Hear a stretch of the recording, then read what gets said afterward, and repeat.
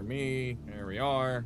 Hello, and welcome to another episode of Deliriums Ascent, the weekly D&D session that I host with my friends, so I can absolutely terrorize the shit out of them on a regular basis. Yeah, good luck with that. And today we have all three of our intrepid heroes. Say hello, intrepid heroes. I just want a Philly cheesesteak at this point, man. Just get me the fuck out of here. Hello, intrepid heroes. Today we are joined by Jin, Kid, and John. Hello, John. We've been gone for a while. Hello. Glad you could join us. Hello. Glad to be back. Yay. And of course, their characters, Harvey Cinderblock C. Oh, fuck yourself. Blackout Boyle. And then Glib.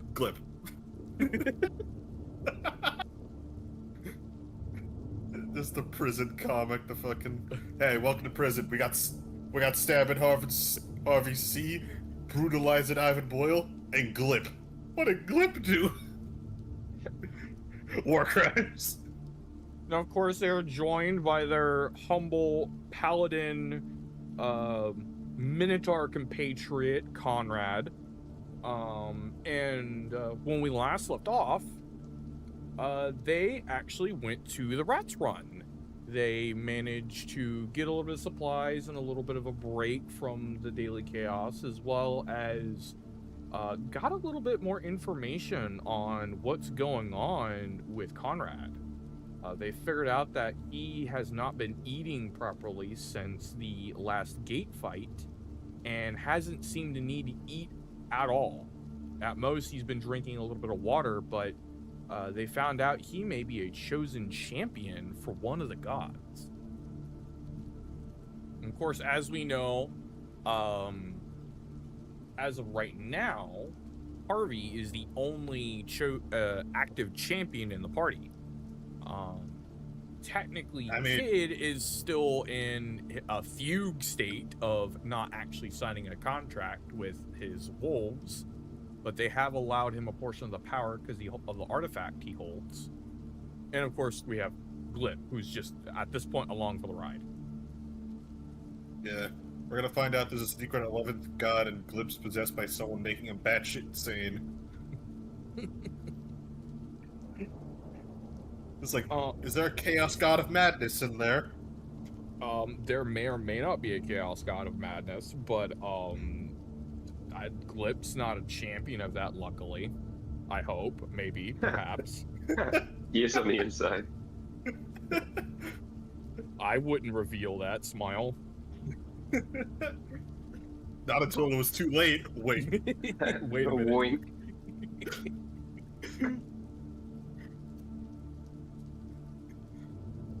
But yeah, they went to the Rats Run.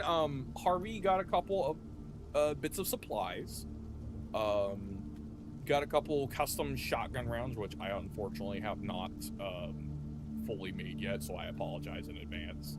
They were a little it's fine. Again, it's fine. Again, I have the notes in my back pocket, so if I ever end up using those in this session, I'll just deduct from my notes. And I can also just tell you what they do when you shoot them.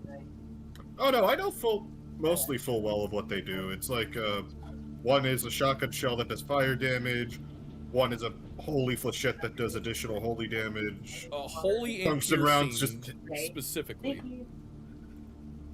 Okay, holy flechette does piercing. I'll note that down specifically. I'm very used to slashing and bludgeoning rounds. Your custom tungsten breaching rounds do double damage to constructs, and do only piercing damage. Constructs. Alright. I'm assuming the firebreak rounds just do additional fire damage, right? Or just yes. Fire? It is bludgeoning and fire. Your standard shotgun rounds just do bludgeoning damage, or at least they should. Yeah. The fire break rounds does fire and bludgeoning. The tungsten rounds are pure piercing but double damage to constructs, and your new holy flechettes are holy damage and slashing, or sorry, and piercing. My apologies, piercing. That's fine. Your 6 emergency explosive rounds do pure fire damage and do an AoE in a 10-meter radius.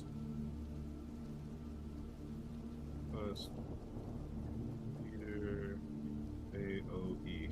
They're basically like very small fireballs. Hell yeah, I got Harvey knows the spell Firebolt now. So when we last left off, you guys were making your way towards the ammo stockade. When you everyone was last all here, the mayor said he left a bit of a care package for y'all to pick up, so you guys have some supplies to make your way towards Sector 4 and Sector 5. He gave you the task of making a basically a forward operating base, a FOB, in Sector 4 near one of the lower sections, as well as taking out a major stronghold just a couple miles outside of the main gate or main checkpoint for the entrance to Area 5. Cold Snap, your commander, has also relayed you are to liberate Zone 5 and the port town of Solaris down there. You guys have official orders finally, after figuring out what happened to the recon teams that were sent down to gather information.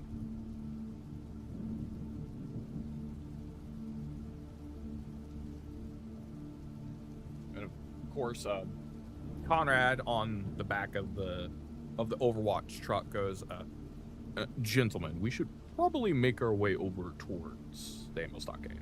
It's about time we make ready for our mission." Sounds good to me.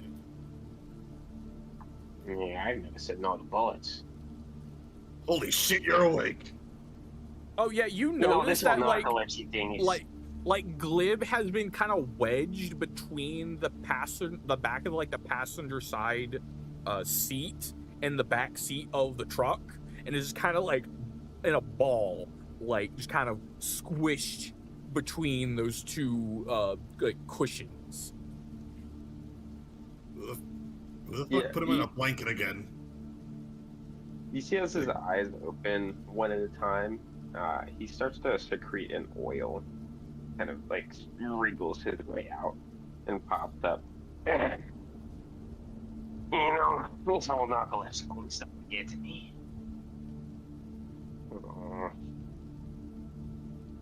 Where's the bullets? We're gonna get the bullets. Yeah, Ivan, if you'd be so kind, I would like you to make me a wisdom check at advantage, as well as an athletics roll, please, as you are currently the driver.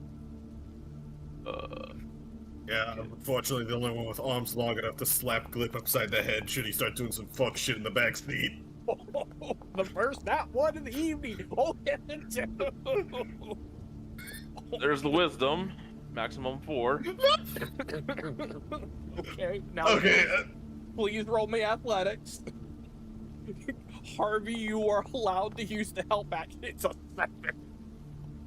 12. Oh, God. Okay, you at least barely pass the athletics check. Harvey, you can use the help action to have him roll an additional d20. Yeah, I'm assuming this is for wisdom. Yes, just a straight 3d20 roll. You're using the help action. Okay, here we go. Send it. That's an 8! You failed. Okay.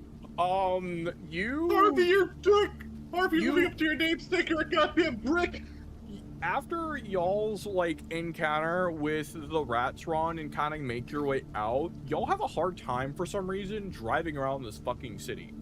You don't know if people have moved stuff around or if like you just can't read the map properly.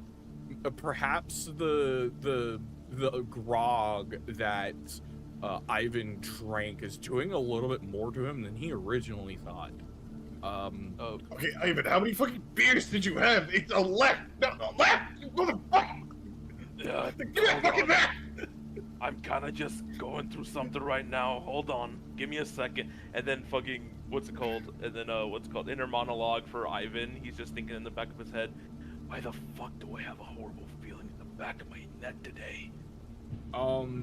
Please make me a perception check at advantage. You are still currently under the effects of the grog. You haven't not enough time has elapsed for that to have worn off just yet.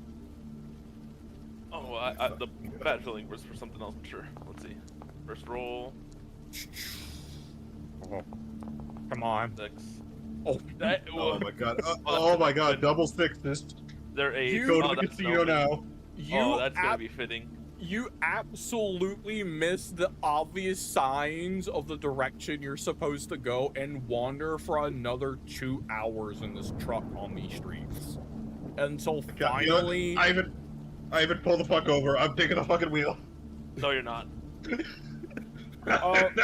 is not up for negotiation, fucker. Conrad chimes in. Gentlemen, I don't know what you guys are doing, but the ammo stockade is that way. And he literally points at a sign that clearly says ammo stockade. This way. I knew it was on left! Okay, hold on. I'm pulling over. Hold on a second. Okay. Alright. Harvey, you take the wheel for me, please. For whatever Thank you, reason, I'm not feeling so well. God fucking damn it. I'm gonna take the wheel and drive. Oh, It's not I might have licked your food earlier. No, Sorry you were about fucking that. passed out in the damn car. It's not even the food. Get It's the just- car, Morty! Get the car! Ugh. Is it more? It's a 20-minute adventure. No, here, let me just sit down for a second. I'm just not feeling myself today. Fucking hell, So, man. What the fuck y'all knocked back at that fucking bar? Harvey does... You easily get into the driver's seat. It takes a little bit of adjustment of the seats, but you do comfortably get in as the vehicle kind of almost moves itself to fit your size. Oh, thank God. And you guys continue to easily drive off. It takes you a little bit, but with some proper directions, you finally get to the ammo stockade. Though Hell, it has gotten quite a bit darker now since it's getting closer to sundown. You guys have taken a while. But you see this clearly lit sign. It looks to you like someone took a bandolier around like an ammo box, loaded with like various different shells, and kind of formed it out of like neon signs, with below it the ammo stockade in bold blue letters. It looks to be like a converted like military surplus store. There's safety bars on the glass of the building. You can kind of see in a little bit, with various rows of like ammo and body armor. You see boots, you see backpacks, you see various little bits of like tactical gear kind of hanging up as well. Also, yes, thank you for reminding me, Jen, please roll a d4 for this session, so we can figure out what attunement you are alluding to. That is a 1, so I know that's not fire, at least. I'm pretty sure that's air? No, nature. Nature, You okay. resist when you resist damage, return half the damage damage of resistance back to your aggressor as a reaction. In fact, as you're driving, you kind of put the Overwatch truck into park. You notice your arm change. The once red hue that was imbued into your arm now changes and shifts into a brilliant, like, spring green. As it, on the inside of your crystalline arm, it looks like vines and leaves grow on the inside. And there's like a soft, but very, very subtle glow of green energy that permeates your arm. Fuck, I'm trying to get to Conrad. And, you know, you easily park right outside. It seems like the ammo stockade is at least still open. There's enough daylight left where people are still doing business. You guys are welcome to go in. Yeah, I'm gonna go in, and Harvey's also contemplating if he's turning it to Conrad, because you gotta remember, he's only ever used fire and air up until this point. He had no idea he had nature powers. Yeah. Conrad hops out of the back of the truck and starts walking up to the door as well. Alright, come on, you two short stacks, let's get inside. You see Glib puts his hat on and puts his monocle on and loads his gun, steps out. Let's see what we got going on here. Let's go, guys. Alright, and before we step in, Ivan, do you need me to fucking, like, get you a water or something? Because you're like the first dwarf I've ever seen actively get drunk. I take the water, but it's not that I'm drunk. It's... Tell that to the 2-hour detour. I had some thoughts recently. Something going on in the back of my head. Just feels like... I don't know, it just doesn't feel like I'm lucky today. Like, something's hanging over me. Well, motherfucker, bring those back thoughts to the front and say, fuck you, I'm lucky, and let's fucking move, because dear lord.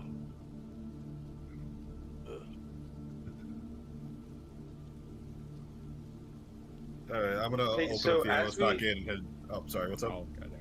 As we step out, what's the like the ground scenery look like? Is it like dirt, stuff? It's kind of like a mix of gravel and like refurbished concrete. Like if you've ever seen like really shitty roads where there's like patches everywhere. So this has been here for a while then, this whole setup. Yeah, the New Haven, if I haven't explained it before, is a converted city. It's basically the entirety of like a small, think of like the size of like Galveston. It's not a big it's not like a big town. There's like maybe like a couple thousand people, like at best. Yeah. But it's a converted city. Like there's damaged high-rise buildings. There's various like different shops that are converted either into homes or makeshift shops for people to shop in. Like libraries. Like there's a little bit of everything here, but it's just barely functional. And what do the nearest few shops look like?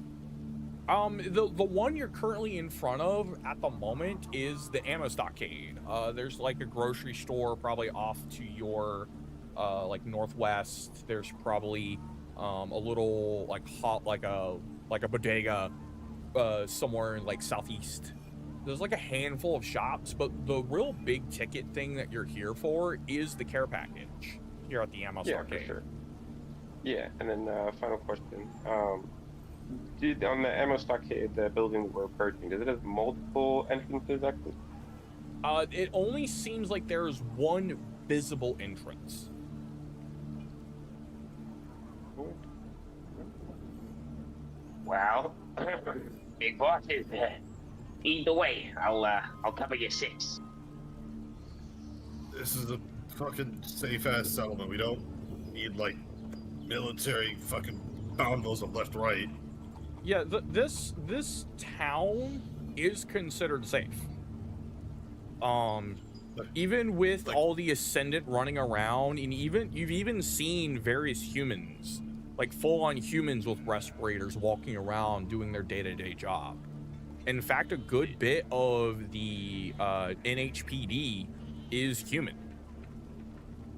Like, look, we don't need the military convo. What I need is for you to be on your best fucking behavior and to put the gun down. He pointed at the loaded gun you still have in your right hand. Yeah. He kind of blinks at you for a second. Everyone keeps telling me to put my guns away. I just want to shoot this thing. And he slings it across his back. You also see there's a small beeping light on his belt, and he clicks the button and it stops blinking. Is that a fucking C4? Look, sometimes you gotta make an entry. Oh, I'm fucking working with the terrorists, I swear. hey, Warden. Yes, brother. Are we still got eyes on us? By any chance? Not that I could discern. The, no dwellers, seem to have, absconded quite a bit of time ago. I don't think we're being followed, if that's what you're worried about. Too fucking big is it? I don't even know what Glip the hell looks they want. back. Sorry. Glip looks back to his turret at this moment, and you see he kind of presses his watch, and the turret sit by the truck. I'd like to have the turret kind of drill into the ground a little bit as a stationary turret. Oh no. Okay. Do I have a factor for that? I don't think I do.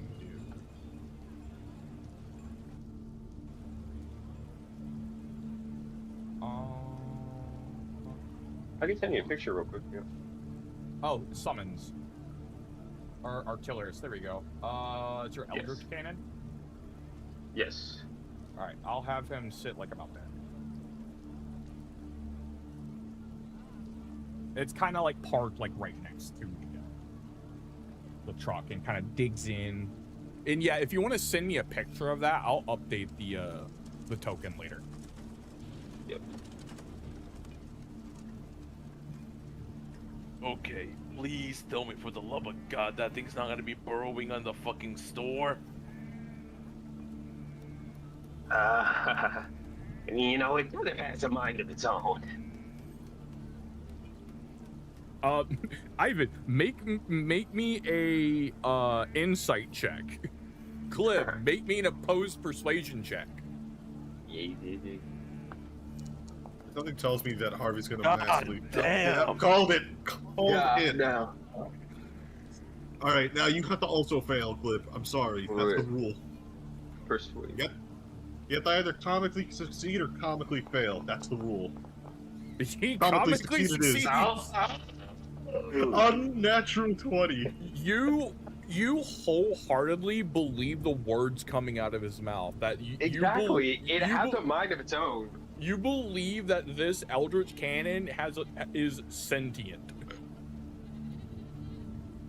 You know, sometimes it talks to me. It's kind of loud. Maybe the god possessed the damn turret. He does have a god in there. At this point, I wouldn't be surprised. The tinfoil hat is starting to grow. You see Glip looks towards the door. All right. Yeah, I'm getting antsy. I want to go. Yeah, let's. You guys I'm gonna go move ahead and inside. follow in? Okay. The fuck am I looking at? Mama. No, there you go. You guys kind of funnel in. It seems pretty cramped in here, but you can clearly see like a couple of rows of various weaponry kind of strewn out on some tables. A couple of bits kind of align the wall. It like hung up on like coat hangers. Various bits of body armor, tactical gear. If you want to if you want to imagine it, think of like when you walk into like an airsoft store where they just have rows and rows of just gear hanging and ready to go. That's what it looks like. In fact, under the tables, you can see like various different boxes of ammo. And in the far corner, you can actually see a large crate labeled "Do Not Touch." And as you guys are kind of, looking around and enter, an older gentleman kind of steps in and around Harvey. My bad. You're good, man. My name is Jonathan Stone. I run this here store. I got various odds and ends of the tactical persuasion that you may need for any adventuring party. And you're the boys that the mayor sent over. Well, good to know the reputation precedes us, I guess. Oh yes, the mayor told me fine gentlemen are here for a certain care package. I was told to gather up some supplies for your upcoming mission for him. Yeah. You guys also got some. Can y'all also charge us for like a custom order? It depends what you have in mind, sir. Yeah, a while back, I picked up this thing here. And you just see Ivan whip out the small little snub-nosed revolver he got from the two greaser gentlemen in the diner way back when. Ah, that's a nice little 38 special you got there. I mean, it's a little flashy. It's got some engravings and the handle made out of some nice furniture, but it would do you some good. It seems to be pretty well kept. The gentleman actually kind of walks over to you, and as you actually look at him, he is actually a halfling, kind of smaller in stature, almost to the same size as Glip, but he seems old, rugged. He's got scars running down his cheeks from various looks like animal cuts. He's got like a pair of goggles kind of pressed to his forehead and wearing like this green and almost scaled tunic over his chest. His pants have a couple of patches on them, but seem to be pretty well kept. And the knees seem to have a little bit of armor plating kind of almost sewn into them. And adorning his feet are a pair of like really rugged looking hiking boots. Around his waist, you can see he actually has two it looks like Glock 17s put in a set of holsters for like a cross draw. You see as this man walks in, Glip grows visibly uncomfortable. Well, what's that coat made out of, sir? Oh, this is made of some serpent scale. I got it out of an auction probably a couple years back. Oh, okay, so he killed a snake. Oh, okay, so okay. Well, you like snakes or something? I mean, hey, it was on sale. It looked like a good piece of kit. The dude wasn't using it anymore. He sold it to me for a pretty nice price.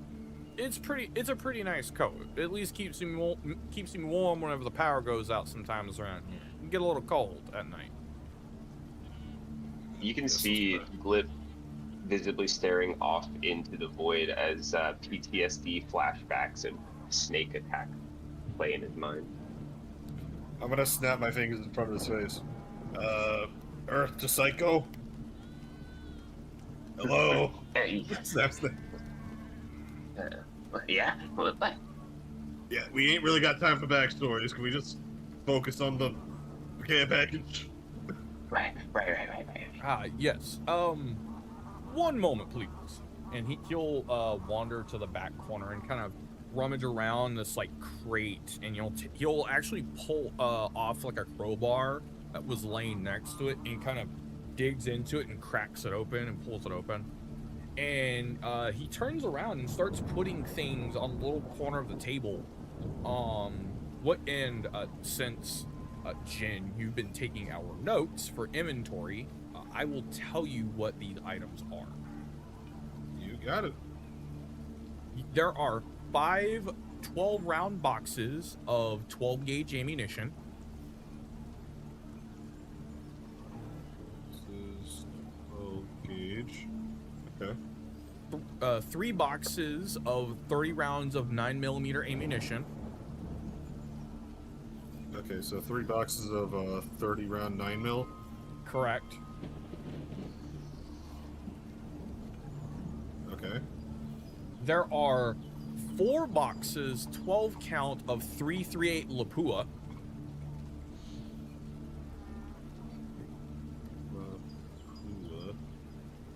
Okay. And there are 4 boxes of 20 count of 5.56. All right, I got it. He kind of rubs his chin and goes, let's see what else is in here. Here we are. And he pulls out a sack and kind of drops it next to the boxes of ammo. There should be about 15 to 20 days worth of rations in that bag. Be careful, it's a small pocket of holding. If you're gonna open it, stuff's gonna kind of spill out, so please open it up when we have a little more space. My shop doesn't have a whole lot of room, but there should be about 20 days worth of rations in there, all right? And 20 days of rations. That's another note to be added. What else is in here? So this, and he pulls out what looks like a small military tablet, and he kind of puts it on with the ammunition and goes, I've been told this is supposed to give you like a direct line to the mayor. You didn't exactly get your contact information, so you said if you have any updates, please contact them through this. It's a secure channel, all right? All right. Finally, a military contact tablet. That's quite the payload. Let's see. I think that's it. Unless you boys need something specific from my shop, I do close down here pretty soon. So whatever, any last minute purchases, please make it snappy. Yeah. I think it's just Ivan. Just the revolver rounds in particular, with an extra box of combustion shots for it too. Let's see if I have any of those combustion rounds. He'll kind of mill over to another corner, and he'll kind of rummage around, and he'll pull out 2 boxes of 24 rounds of 38 special, and then he'll kind of dig around a little more, and then you'll pull out a single 20 round box of anti-personnel rounds. They're basically combustion rounds, also known as anti-personnel rounds. They're basically glorified fire hollow points. Okay. They don't pack a super heavy punch, but if you're taking down some squishy targets, this will probably do you just fine. These are more than enough. Just need something basic for an additional gun in case my gloves ain't working the best. Fair enough. Let's see. And he kind of wanders back over. And he actually kind of looks down at all of you, and really looks up at you guys. And he kind of picks up the various bits of ammunition, and he actually hands the respective ammunition to each of you. Glip, you end up taking the 5.56, as that is what your rifle actually uses. it is an SBR. It uses 5.56. Okay. Ivan, you end up getting the 38 special. Harvey, you end up getting the boxes of shotgun ammunition, and Conrad ends up taking all the 338 Lupula rounds. Who the hell gets the 9mm then? The 9mm was just something thrown in. So I okay. have the rations and a bunch of 9mm. I don't know if y'all use any 9mm ammunition, but the boss throw it in there. I don't suppose one of y'all have a bag of holding, perchance? I Or Liam's immediately tiny start like, chest? slowly tilting towards Ivan. What happened? Don't you have a bag holding? Yeah, but no, but like Ivan's literally confused because he doesn't remember the bag. Yeah, you son of a bitch.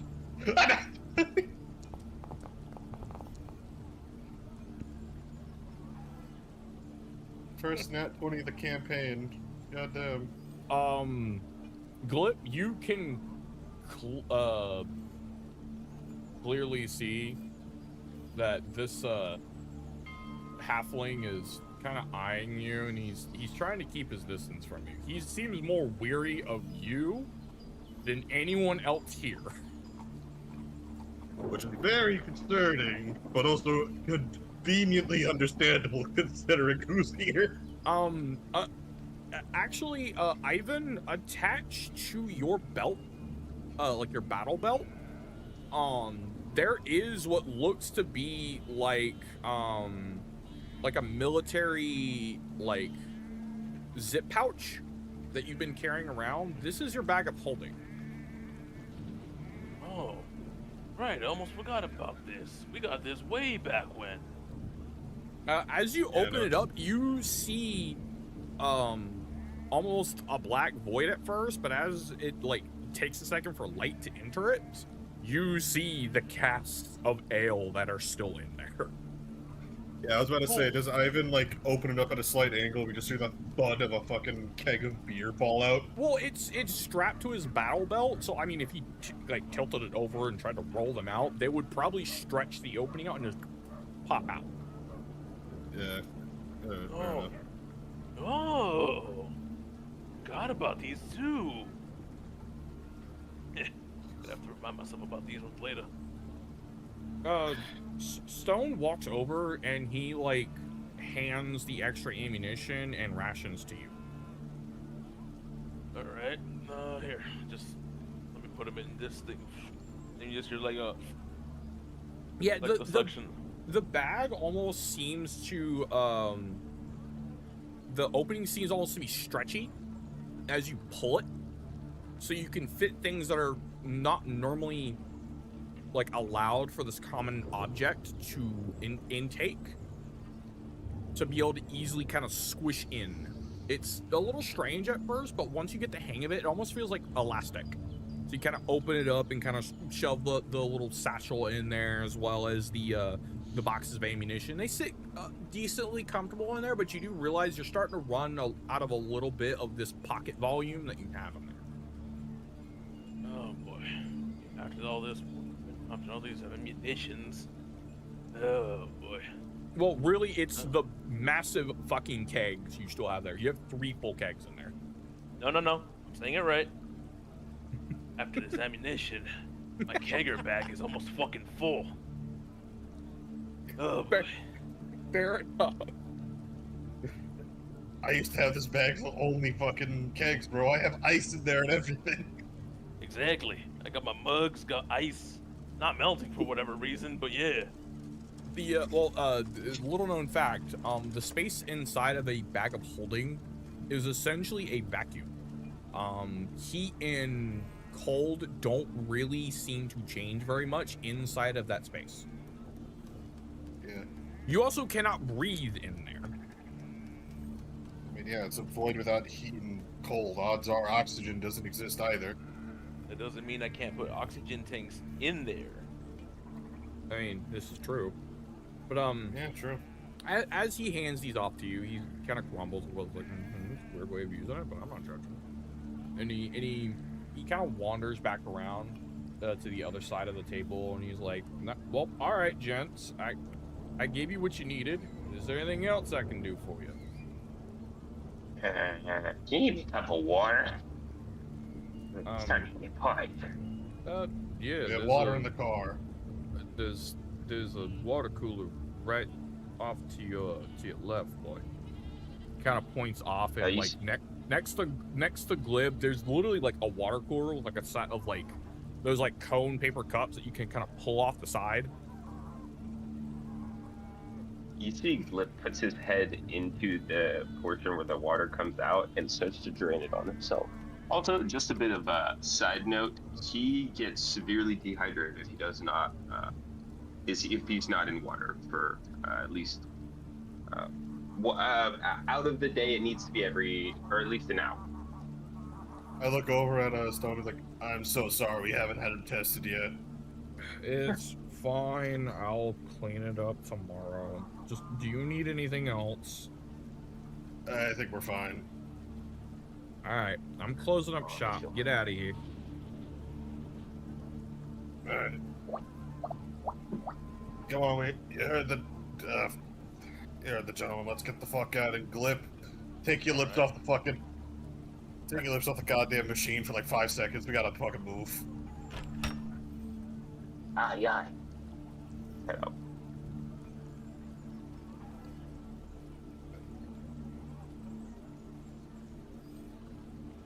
I think you have to drag Conrad through because he's so fucking huge. Yeah, he's massive. All right, everyone gets in, and so it's time to go. All right. I'm driving.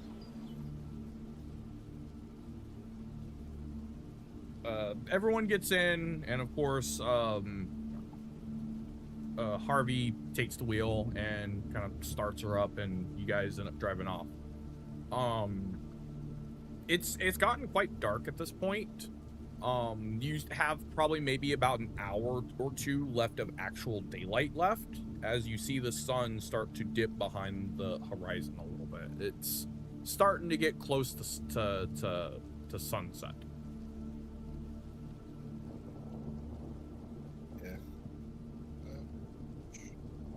I feel like Harvey would assume Harvey knows we're on a time crunch, so odds are he's probably just gonna keep driving unless someone tells him, hey, let's pull over and get some fucking shut-eye.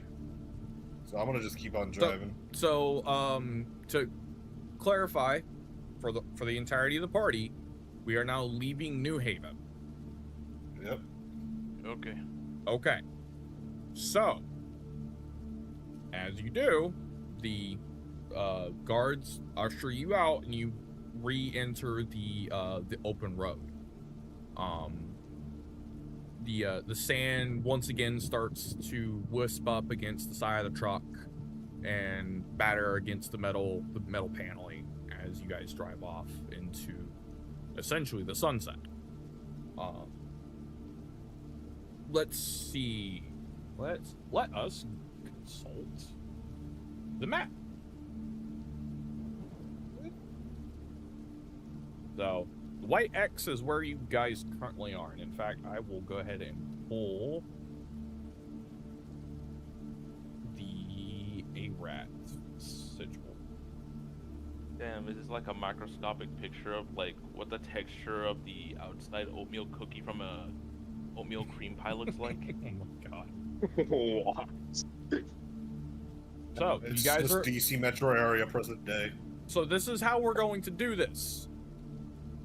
Whoever is driving, for every square that you move, you need to make me 2 successful athletics, persuasion, and wisdom rolls.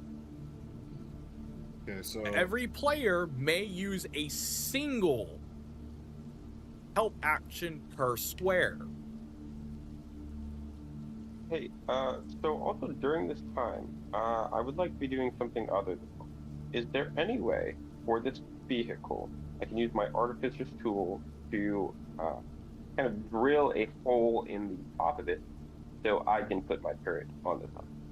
If you make me a perception check real quick. Yeah.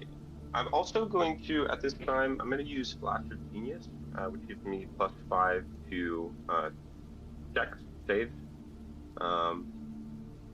And I'm going to roll. How do I get to that if I don't have my... Here, I gotta go to my character. Gotcha. Still learning how to navigate this. It's all good. Yeah, that's fine, man. While he's doing that, you said it was perception, athletics, and persuasion, right? So the order I would like you to roll them in, because they're in groups of 3. I would like you to do your wisdom first, your perception second, and your athletics third. You will do Okay, that so twice per wisdom. square. Okay. Okay. So I got a 4 for the record, but I'm gonna use one of my uses of lucky to reroll. Okay. Yeah, I can wait for the reroll. 15 +5 with the Flash of Genius. So you notice that off to like behind you, like where typically on like a truck there would be like a back windshield, there is a panel with handles in which you can pull down to access where Conrad is, which is the back of the actual Humvee. And that back area actually is completely open, so Conrad can kind of turret overwatch the entire time. Yep. Yeah. Okay, Hardy. I gotta make a deal with you. And you see Glib just starts talking to the turret. Okay. Well, while he's talking to the turret, I'm gonna just make my rolls. Yeah, go so ahead. wisdom, that is a 12. You succeed. All right. Perception. All right. It is, yes, perception.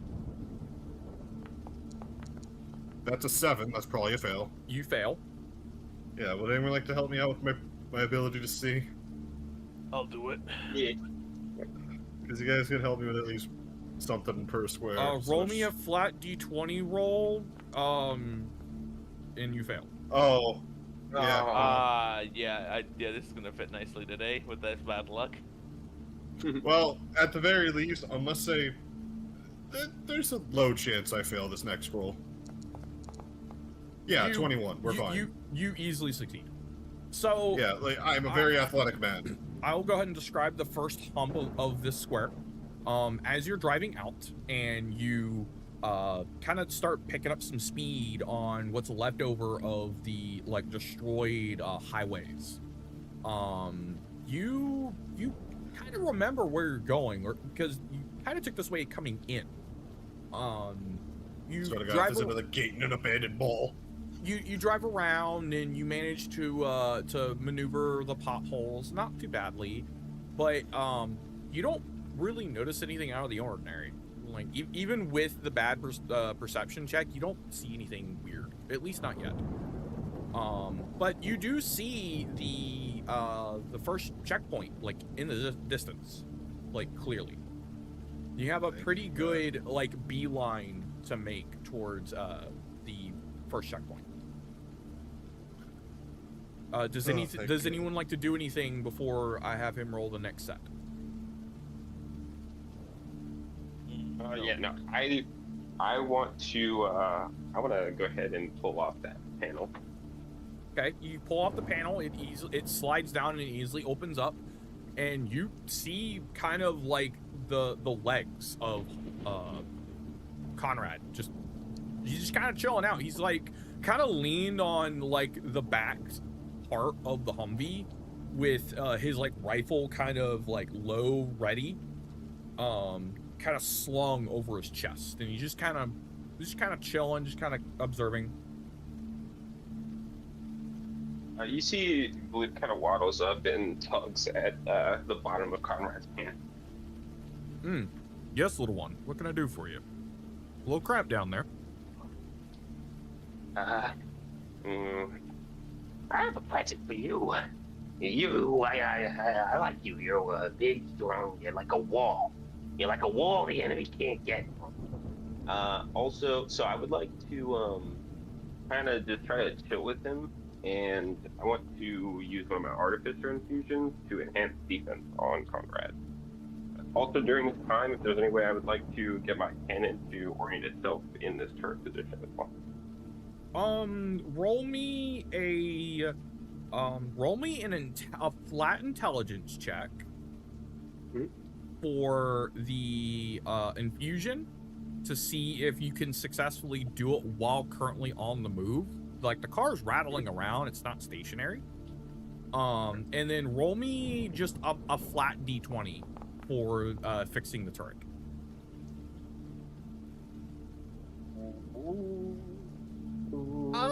I'll say you make that.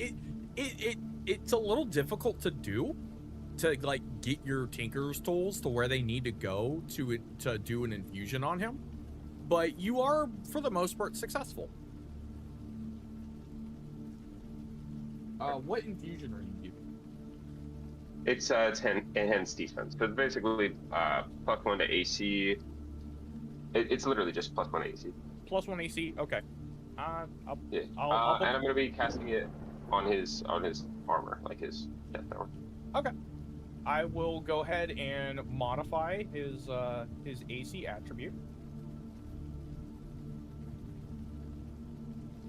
Let's see. Glentex. Where is his Glentex armor? And as you kind of stumble around a little bit, you manage to get position your turret to kind of almost clamp on the back edge of the lip where the turret area starts to start and kind of sits pointing forward. And yeah, you easily get that done.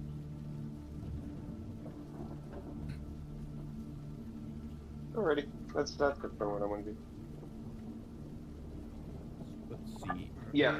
So you see, he kind of just sits with Conrad for a minute, discussing whatever. Yeah, you guys are probably talking shop about the vehicle itself. Mm-hmm. I would gather.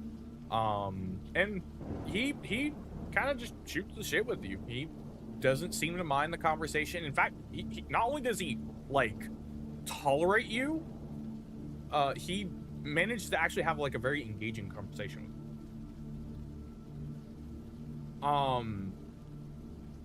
And as you do that, we continue driving, and please make me the next set of rolls for the square. You got it. Go wisdom. That's unfortunately an 8. Sorry, a 7. That's a fail. Yep. Perception. That's a 10. You make it. You barely make it. All right, go athletics. I'm not even worried. 18. Yeah, you drive this thing like a champ. Even with the rough terrain, and as the sun's going down, the front lights flicker on, and then immediately afterwards the floods flick on, and that kind of flash of light suddenly sprouting up kind of confuses your eyes a little bit, so it makes it a little hard for you to navigate for a while, and you do lose a little bit of drive time. But as you get closer, you can clearly see the checkpoint, and you guys end up going up to it. For a reminder of people back home, each zone is split by a singular checkpoint. These are magical zones of safety. Nothing can spawn in here. Nothing with hostile intent can enter and exit this place. And it's about the size of a really small gas station, at least as far as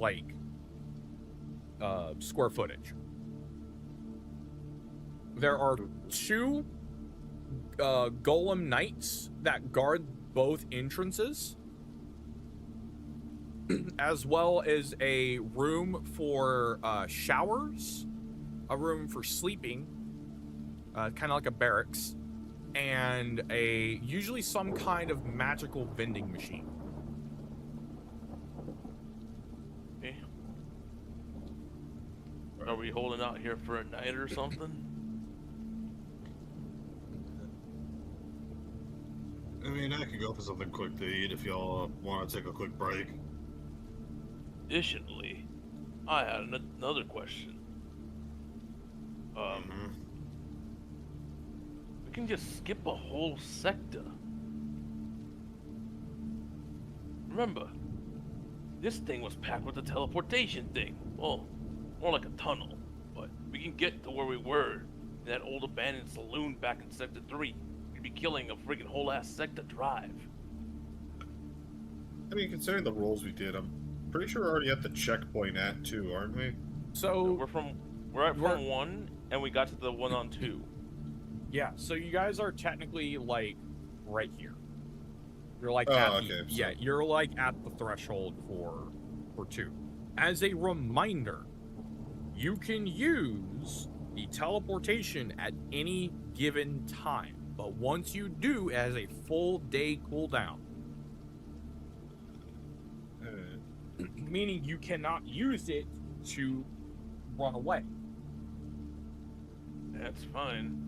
I mean, we could probably just get like some supplies here, take a rest, get some food, and then rev up the tunnel and just go straight halfway through 3. Yeah, that sounds like a plan to me. I can go for a chopped cheese. Yeah, I just feel like we stand our ground. Yeah. So yeah, I'm gonna pull over at the little gas station that is this checkpoint. Alright. I was just gonna say, I guess you can show us up the tunnel ready. Oh, of course. It'll take me a couple of minutes, but feel free to grab what you need. It should be ready by the time you get back. Alright. Hey, fine with me. You want anything from? Oh, right. Do you even feel hungry anymore? Should I even? Yeah, fuck it. I'm gonna get. Give me can you give me like a chocolate bar or something? Yeah, sure. Yeah. All right. So yeah, I'm gonna go into the vending machine and get a chocolate bar for Conrad and a. I'm probably just gonna get myself a pizza or something. All right. Does the party get anything else? Because I have 2 items so far queued up. What else is in it? So these magical machines can technically print whatever you desire. However, every single item that you consume from them has a various effect attached to them. I guess, yeah. I could probably go for... Okay, I know it's not my normal, but the way I'm feeling now, I need to calm myself a bit. Guess I'll get a peppermint tea. Okay. All right. So, chocolate bar, peppermint tea. You know what? I'm still feeling cheesy, so instead of a chopped cheese, I'm gonna just go with a simple pepperoni pizza. Yo, frog bitch. Oh, yeah, yes. Yeah. Hobbles up to the machine. Do you want anything? I want a friend. He asked for a live octopus. Unfortunately, the machine gives a big red X on its display. It cannot. Yeah, it has to be something you can actually. It cannot fucking print eat. living items. They must be already cooked, or it can print food. It can't print living things.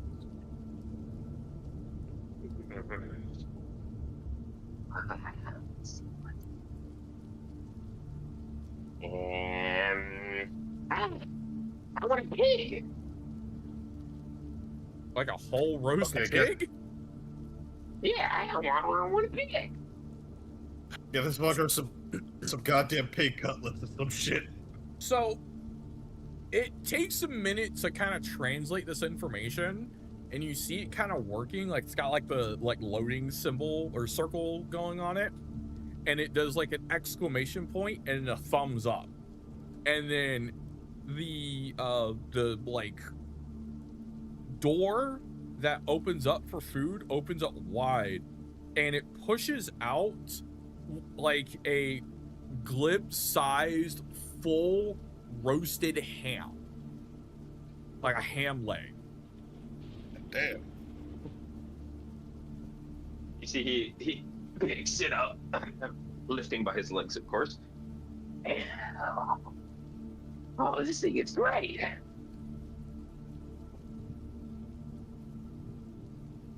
Anyway, Glebe is just standing there with a full ham-sized meat, taking chunks out of it.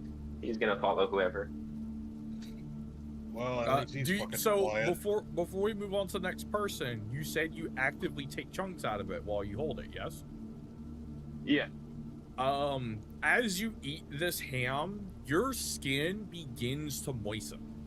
It glistens. It feels like you just had like a full day inside of a really nice spring. Your skin kind of glistens, and you can feel the moisture almost return to it. You do not suffer the dehydration effect for the next 12 hours. Then turn into handsome Squidward. The frog equivalent of handsome Squidward. He's chopped as fuck, man. He just takes on more like smoother skin and looks like a poison dart frog. That's Chad's Squidward for frogs. So yeah, you do not suffer the dehydration effect for 12 hours. Yes. Mm, Oh, very sorry. good. Much ham, such well. Harvey, your food, please. I'm gonna go with pepperoni pizza. As you say pepperoni pizza, the screen once again loads for a second, does an exclamation point and a thumbs up, and then the tray opens again and slides out an oven cooked, like classic Italian pepperoni pizza. Alright, and am I also still allowed to say chocolate bar, or will I have to have Ivan order that for me now? You can order it for him as well. But it waits until you remove the pizza. It's on its own like panel. Oh, okay. Then I'll just take the pizza and ask for a chocolate bar as well, extra large. The machine kind of sputters a second, spins, and then exclamation point, thumbs up again, and then after a few moments, you see like a large, like Milky Way bar that's obviously too big for someone like you to eat, but it's like the perfect size for Conrad. Oh, thank God. I thought I was gonna give me a fucking skyscraper after it's an extra large. I thought I fucked up royally. Yeah, he's gonna take the chocolate bar and walk over to Conrad. Conrad takes the chocolate bar and kind of rips the plastic off one end and takes a bite out of it. Now, as he eats, because it activates whenever you eat your food, you see kind of color return to his face a little bit. Like at first he seemed like a little maybe dehydrated and kind of almost sleep deprived. But he seems to kind of like perk up a little bit. And for the next 24 hours, this man can't suffer exhaustion. Oh, sick. Alright, and as he takes a bite of his chocolate, I'm gonna take a slice and start eating it. And as you eat your food, you feel kind of a warmth spread throughout your body. It tastes like it's slightly spiced. Like it's got a little bite back to it from the sauce. The cheese gives it perfect pull.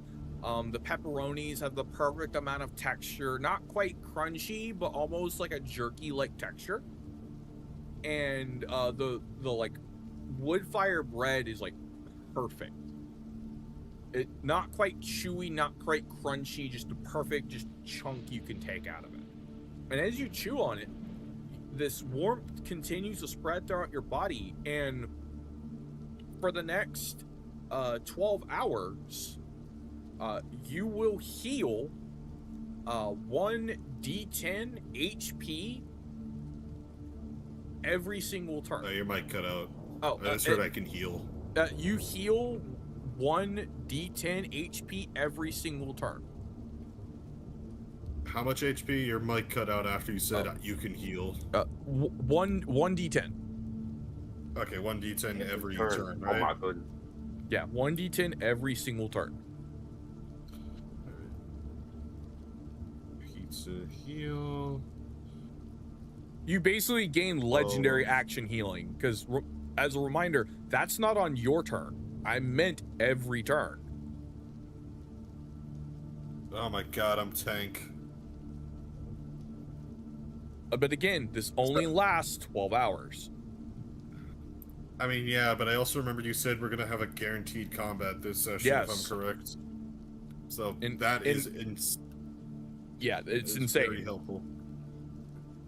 The only way this could be bad is if you coded this next fight to be like, oh yeah, there's a mist in the air every single time you take healing. It actually poisons you. No, trust me, it's not that psychotic. It's pretty bad though. Oh god. So It's like that'd be the worst modifier for me specifically because I kind of rely on that vampiric touch of my wrong arm strike. yeah, that leaves Ivan. Yeah, hey machine, I just need a peppermint tea, please. The machine kind of shakes a little more than normal, and almost in circle. The circle pops up, but then like a question mark, and it seems to think a second, and then it does the exclamation point and then the thumbs up, and as it opens up, you see what smells and looks like a mug of peppermint tea, but it seems different. You're not quite sure why. If I look at the mug, is the mug made of peppermint? No, it seems like a standard size mug. In fact, it's large enough to satisfy someone like Ivan with a high constitution. Alright, looks a little off, but fuck it, they Make have me been- do you make a perception check before you drink it, or do you just down it in one go? Oh, perception check it.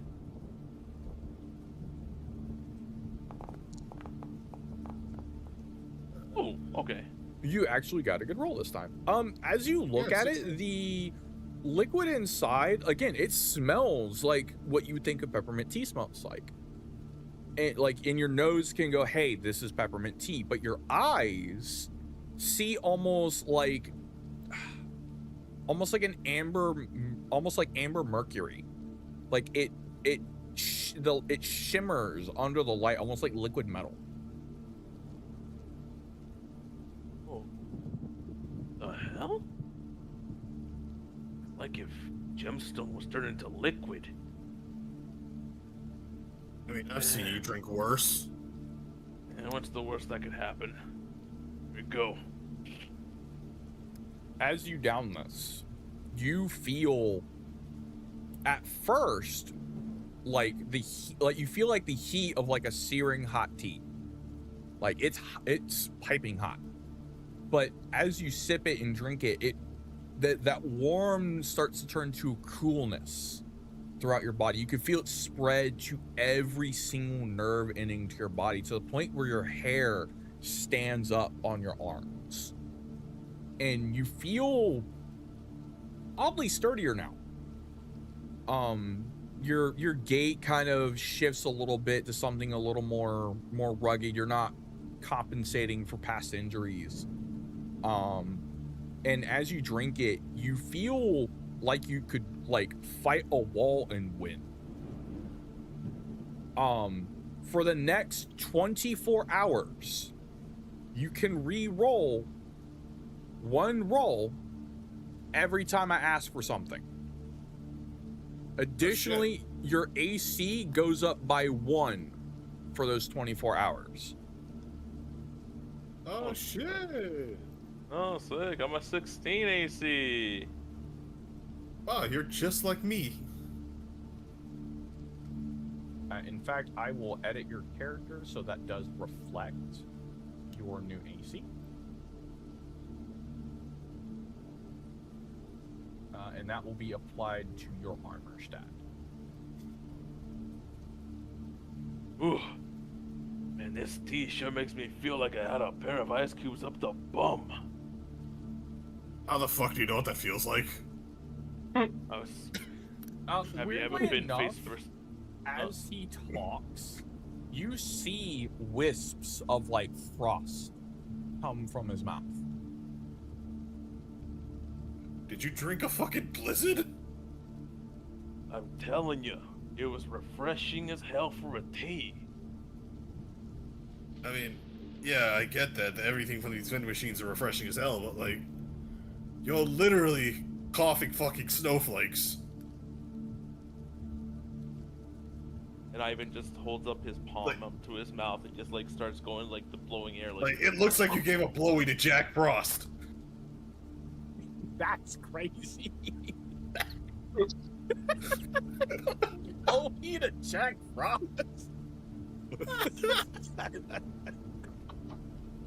Holy shit. Man, it sure sounds like you know about that experience, don't you, Jin? I was gonna say, how do you? The DM would like to know how you know this information. Listen, Don't answer- one got don't a little an- bit too don't answer close that in high question. school. He's jacking the frost. So, now that Listen, you guys I have had may your, have, your food, I and may your or may not have been refreshments- running with a Yukiona, alright? Cool. And it wasn't. Yeah, as you guys get your food and your refreshments, you gain your effects, and you manage to wolf down your food and feel quite a bit better from it. You also do not consume any rations for your trip now, or at least for this leg of the trip. So you still have full rations. That's the 10 rations, including the new 20 days worth of rations. You guys have 30 days still. Yay. So, with that, we continue on, correct? You guys are not hunkering down for the Yep. night? Yeah, no, we're just gonna teleport. Alright. Conrad tells everybody to go ahead and load up. Wait. Hey. Guys, I hate to be, a negative Nancy or anything, but I'm kind of getting tired. During this time, if you guys are okay with it, I do want a long rest and then maybe teleport in the morning, because if I can do a long rest, I can give y'all both infusion. How the fuck are you still tired? You slept this entire time. Like, you Look, the slept body through gets 3 what the body different wants. fights. So, unfortunately, because you guys have given the order to have Conrad start the tunnel system, you cannot take a long or a short rest at this time. Yeah, just sleep in the back seat or some shit.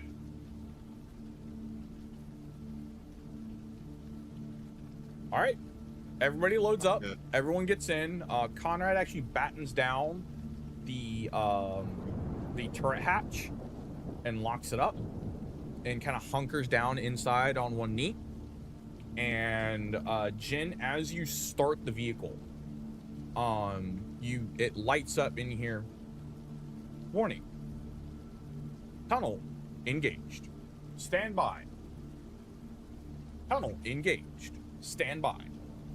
And you hear the engine whir and roar to life as you see the faint magic energy that runs this vehicle's engine through the vent ports on top of the Humvee. It rumbles and growls as the tires screech forward and punch through almost like an invisible wall as it cracks open, and you guys drive through this swirling tunnel of like red and green.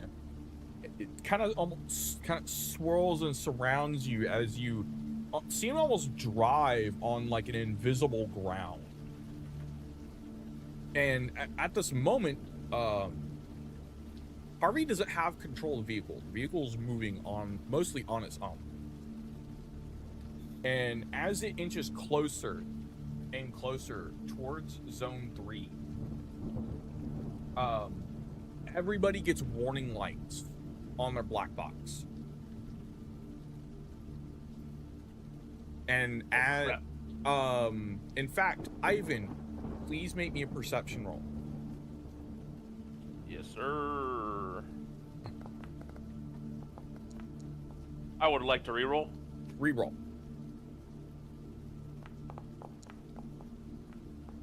Damn. Okay, I'm fine. Okay, am I allowed to do the You're- help action, or am I just in the driver's seat? You actually can do your own roll. I would like somebody to make a successful roll out of this. Everyone has a chance at it. 19. You make it. I'm not even gonna ask for any more rolls at this point. So, I find it funny that both As- times you rolled for perception, it was a fucking 5. as you're driving, even with you kind of almost white knuckling the steering wheel, to kind of brace yourself with the shaking of the vehicle, you turn your left wrist up to face you, and you see the warning lights on your black box. It's two very clear symbols that you've seen before. One of them is a red skull, and the other one is a yellow hyena head. You are both being tracked by a commander and a kill squad. Shit. I think we're fucked. I just gotta turn my wrist to Ivan so he can see what's on our black boxes. Oh, The moment you guys engaged your teleport, you immediately pinged the area for those two contacts. And it wasn't until you got closer to Zone 3 where you set up that checkpoint from your first commander fight. Y'all are getting this ping again, and it's worse.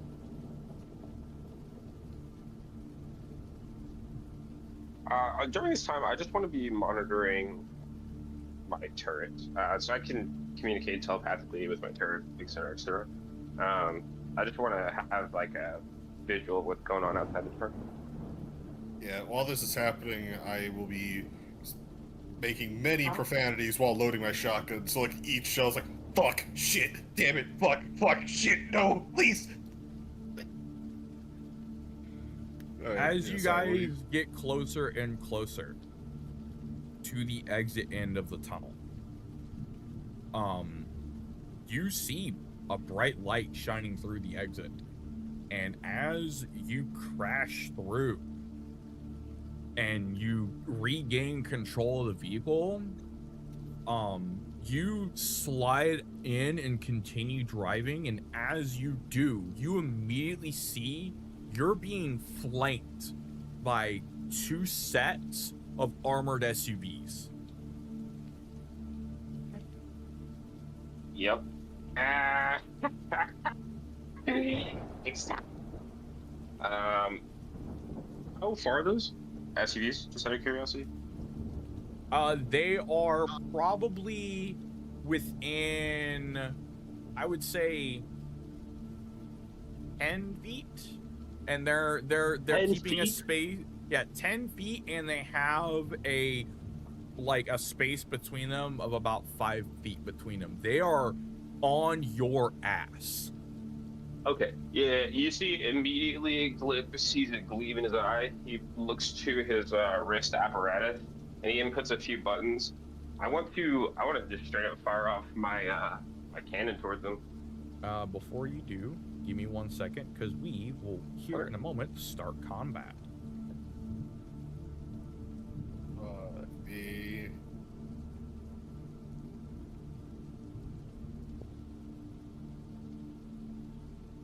Core data.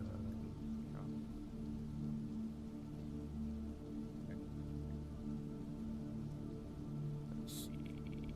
Grid squares. I want 1,000.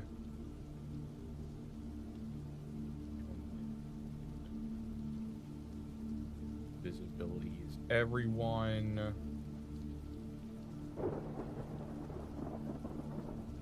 Grid appearance. Distance is 5 feet. Yep. Save changes.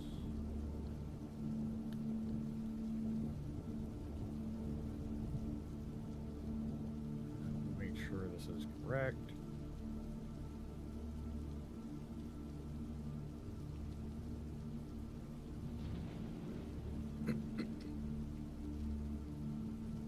Grid, solid lines.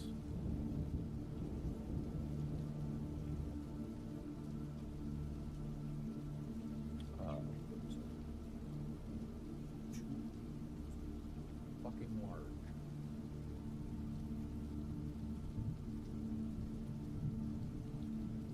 Come on.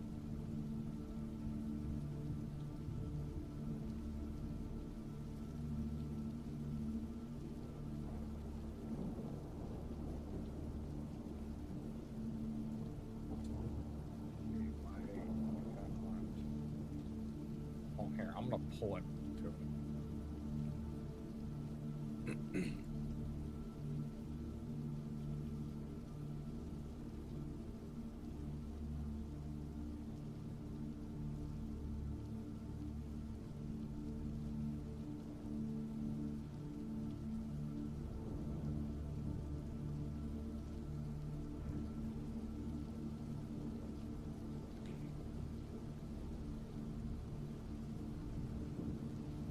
Yeah, there we go.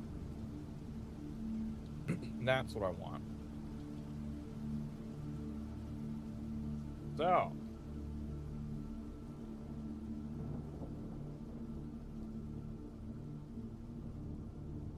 You guys are about, I'd say about here.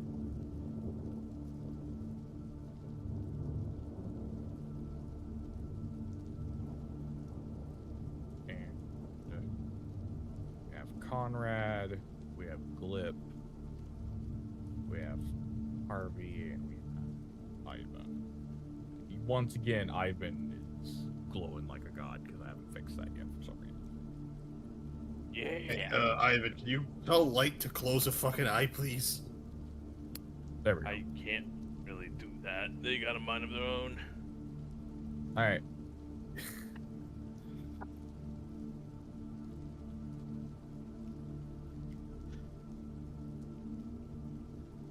And then 3, and 4. So they're about 10 feet apart from you guys. Yes, I know there's no combat HUD. That doesn't matter. It matters what the fuck I'm putting into them.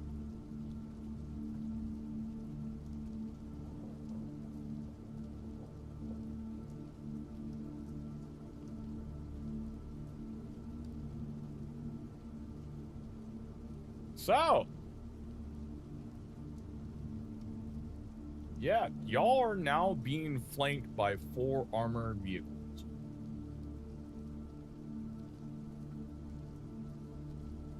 And y'all are currently driving, I'd probably say about 40 miles an hour. So every single shot while you do this is going to be at disadvantage. Oh, dude.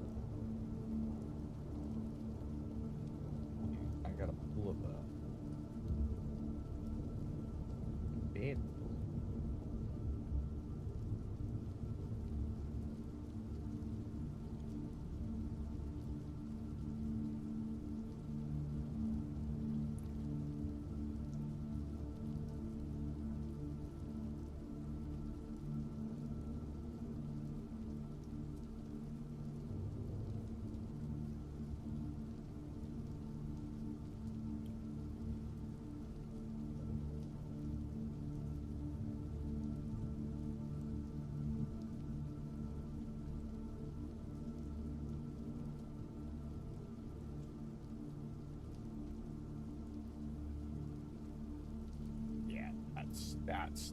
That's the one we want.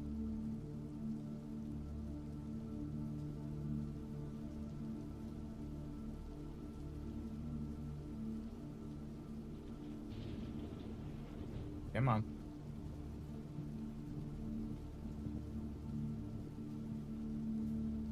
Come on. I want the song. Give it to me.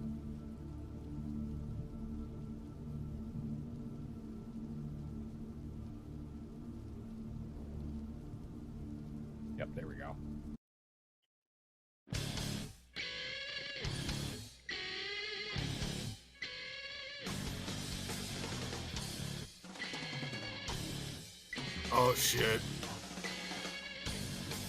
Oh God. I think the cause is wrong. It knows it's a battle. What fucking to play during battle music? Everyone, it is time to roll initiative. Go.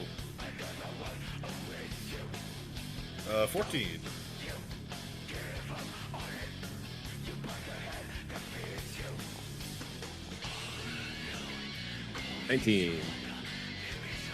Also, am I good to fire off that cannon shot? If it is your initiative,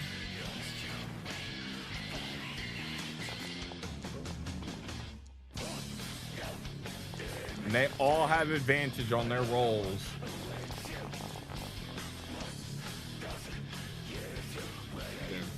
Also, where's Conrad? Oh, you did not click in the comment? Okay. Is there any way to turn down the music? Yeah, I can turn that one down. Is that better? I think I have to do it on my end. You might have to.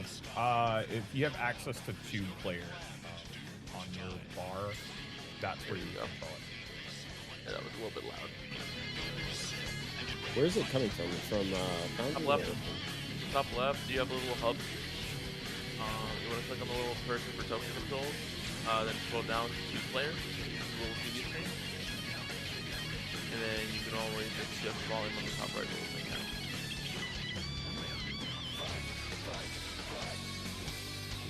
I do a little bit different. You said top left. Top left, I click on it. It's not on the actual thing, so you know how there's a little hub here. It says token controls, regional controls, journal nodes, switcher layer. Oh, I also think I could just move myself to that. Move to that. I think why not? Go.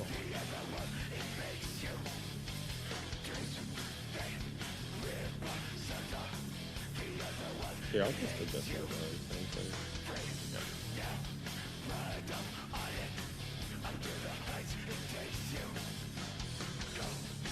There we go.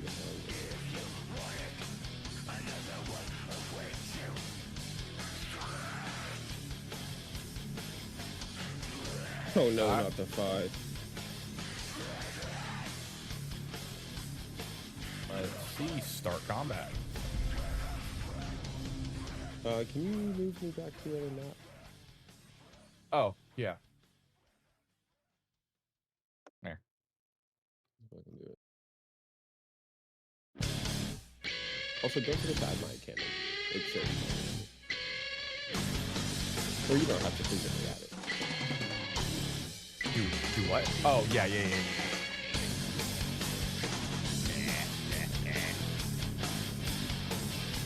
I'll put him like.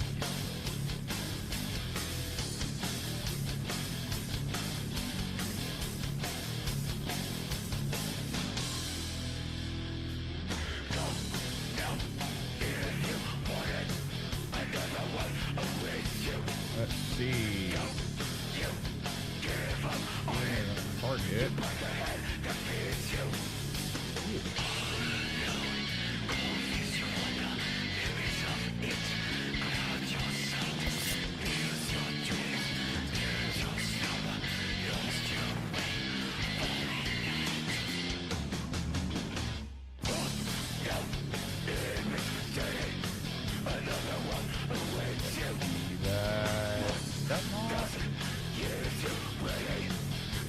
God.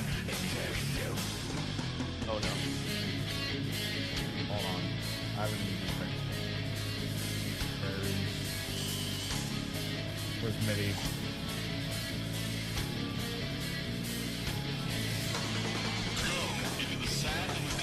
Workflow settings.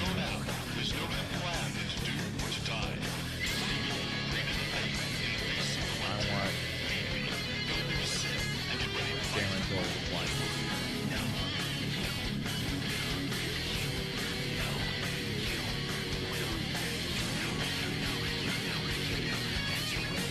Same with attack damage.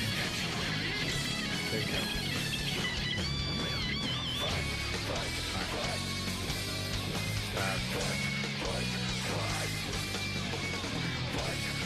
Normal.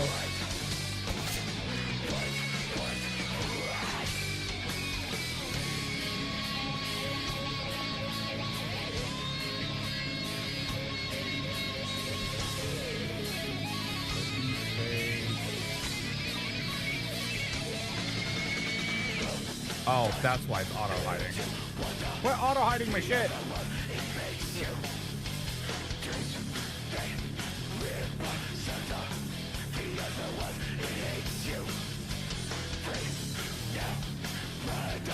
I just like to think they just left this fucking tossed out his fucking turret and it's just like driving right behind us.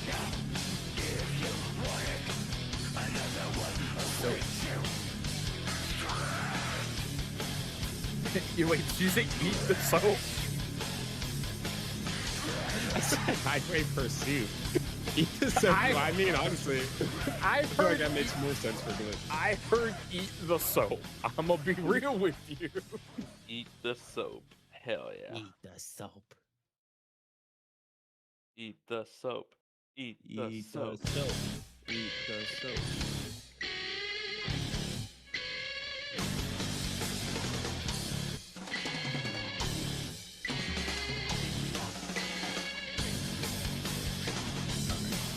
See if that fixes it.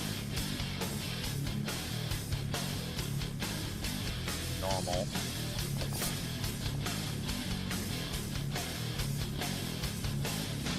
1d10 plus 3.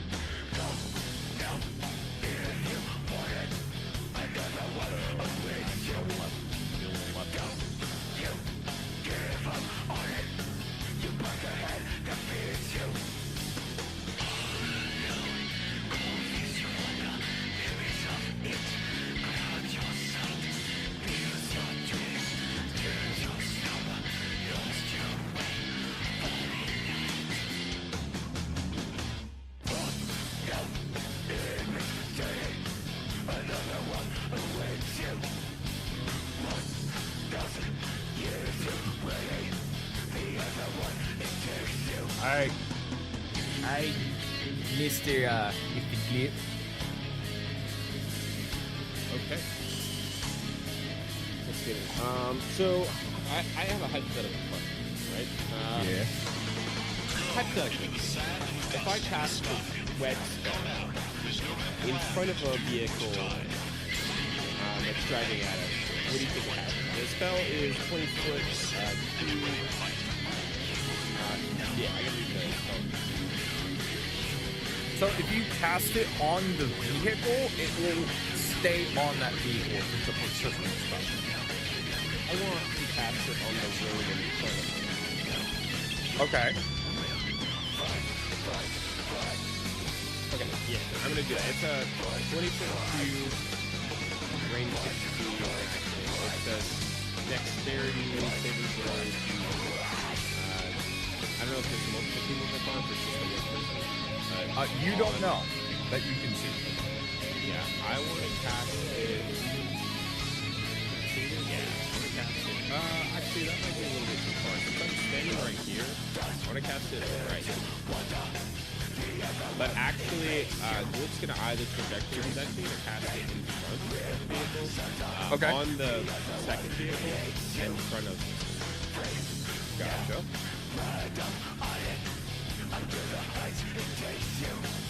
So, what, like? Yeah. Kind of like here? Yes. Yeah. Exactly. And he says it's a 10-foot cube? It's a 20. 20 foot.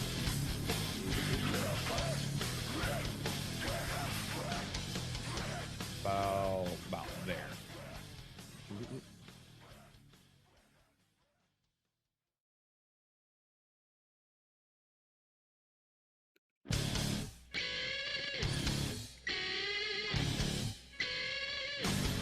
Let's see how you like some road hazards. And then also, he takes the butt end of his gun and kind of hits the turret a little bit. All right, buddy, let's do it. He's also going to fire off a force resist attack in bonus action. Okay.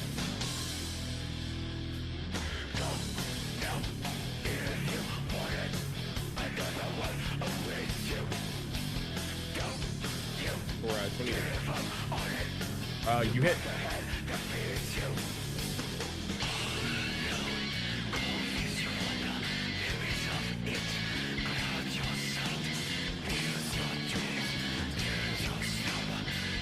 For 10 points of damage, and I want to be aiming for. I want to be aiming for the husk of like the bottom portion of the wheel where it meets the cross. Oh, so you're trying to attack the vehicle itself. Okay. And how much damage did you deal? 16 or 10. 10. Targeting the wheel. I'm gonna say you seem to deal more damage than you originally thought you did. You actually deal 20 points of damage, and that wheel looks pretty fucked up to the point where they actually slow down a little bit.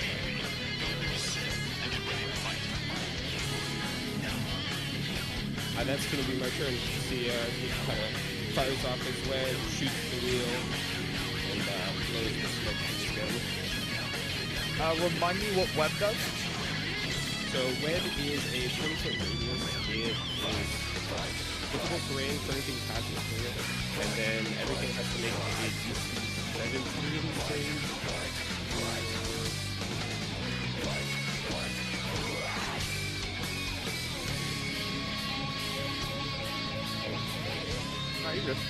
DC 7 save, and it restrains anything that saves. What kind of save is it? It's Dex. Dex save.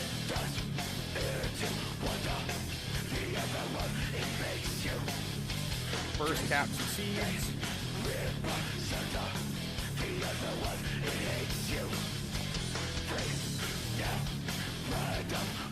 So the way I envision it, he shoots out a shell that kind of explodes on impact on the ground, shooting out red. You end up pulling out your thumper to fire this off, and that canister fires out. You said that it was DC 17. Yes. They make both their saves. They are not restrained.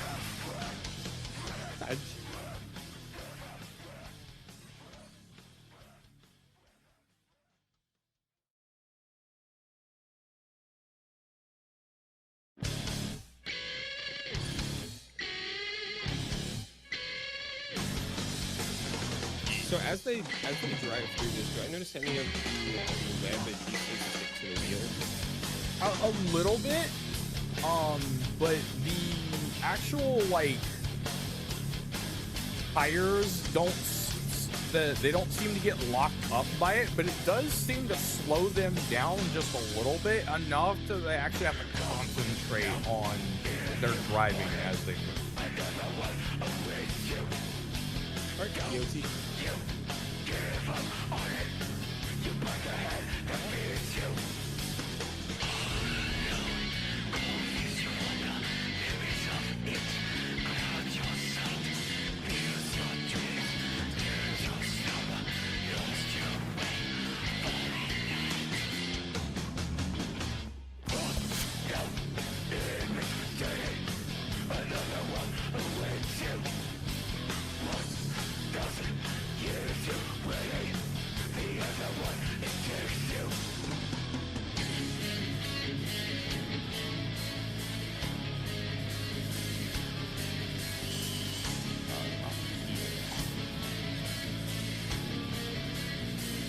There we go.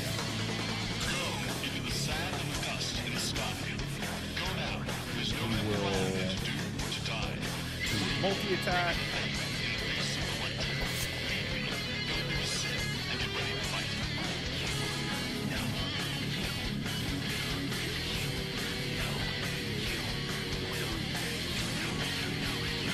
And it looks like that failed to hit. So you got hit with the first one. The second one ended up missing.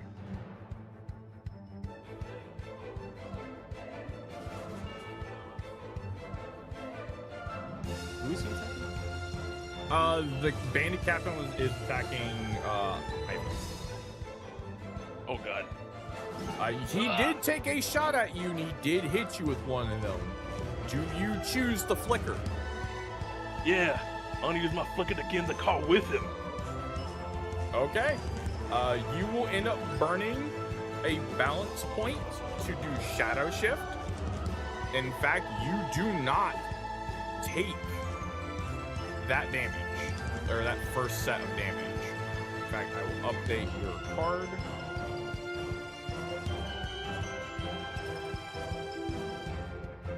You are still technically at full HP. And you teleport on top of the fucking SUV and end up gripping the like the side top panel of it and punch the top of the actual like car. Please make me a weapon attack roll, please. A weapon attack roll? Yeah, with your Wolves of Balance. Alright, so I do a shadow shift hit or just a Wolves of Balance? Wolves right? of Balance. Your Wolves of Balance allow you to make a weapon attack roll. Okay.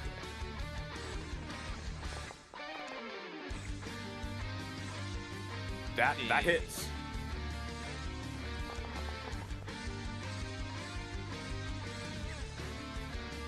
So let's see, that is 7 plus 8. 15. Yep. So you end up denting the hood of this like SUV, and you almost peel the top of it open like a sardine, and you clearly see the driver. Make me a perception check. Okay.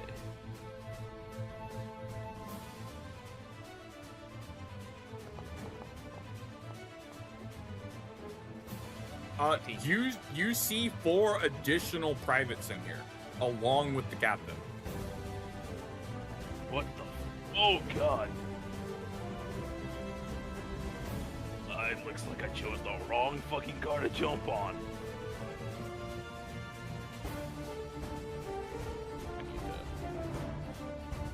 I need to update that real quick. His tokenizer didn't update. Oh no.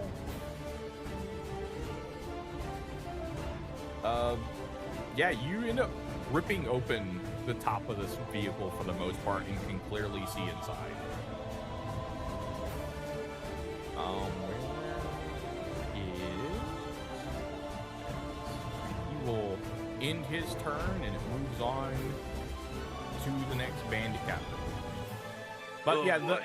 the other dudes in there seem kind of like clustered in and haven't really actually engaged in combat yet. But it would behoove you to know if that these cards stop, you're going to be fighting 4 extra dudes. Okay.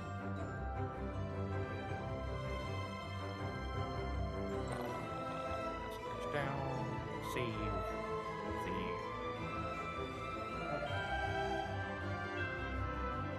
I'll say that with that open, one of the other privates does engage in combat. Like there's enough of that roof that you've kind of torn open. He's like, oh shit. Yeah, hey boys. Come here often.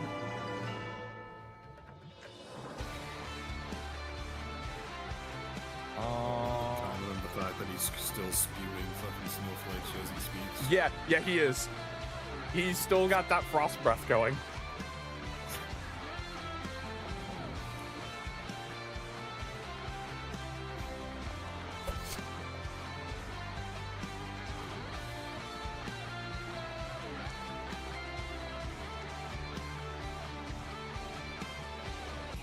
Let's see, hold on.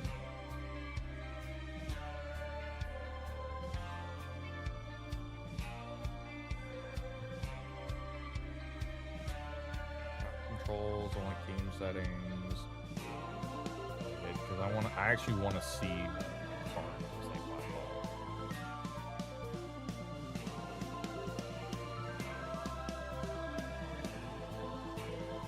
Yeah, there we go.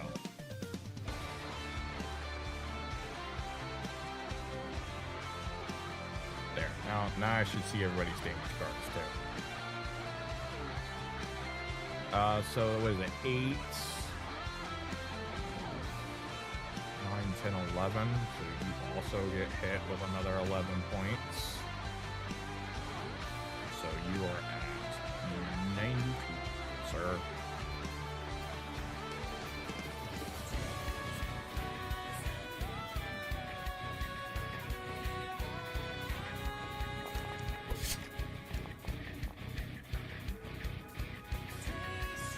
It looks like he's gonna miss that shot. Oh.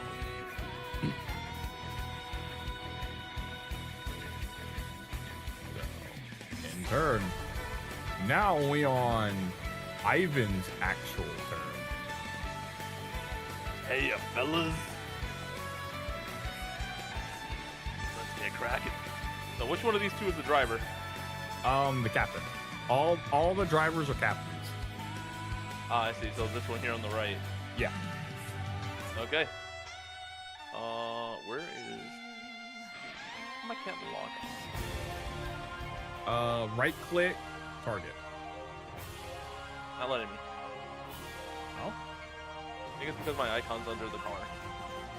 Let's see if I can. Fake it real quick.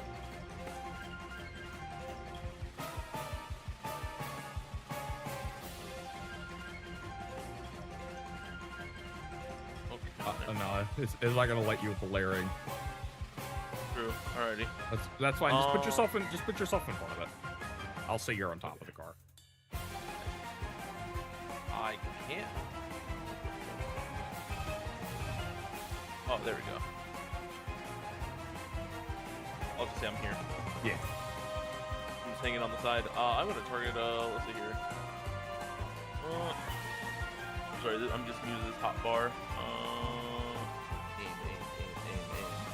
You should just be able to click on your weapon. Okay. There we go. All right, bet. So let's see here. Hey, driver, how you doing? I would like to re-roll that. Give him a firm pat on the shoulder. I will allow it. Yes, free re-roll. Let's go. Oh, that was worse. Oh, Yep, you do not hit the man. Cool. just give him a firm pat on the shoulder, like, "Hey, buddy, how's it going?" I'm going in Well, for my second one. Yep.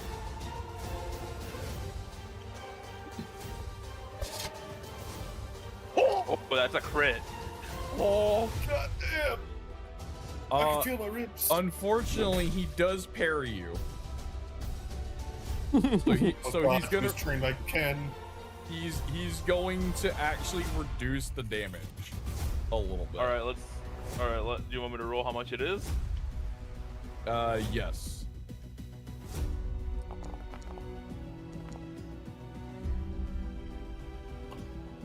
That's 17. Oh.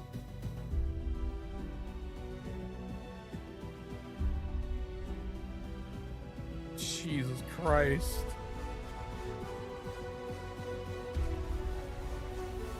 So that's targeting him to 17.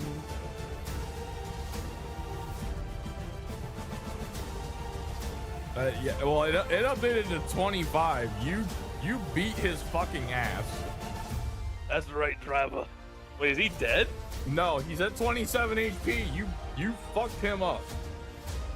Boy. As soon as I knock him out, everybody else is gonna tumble over.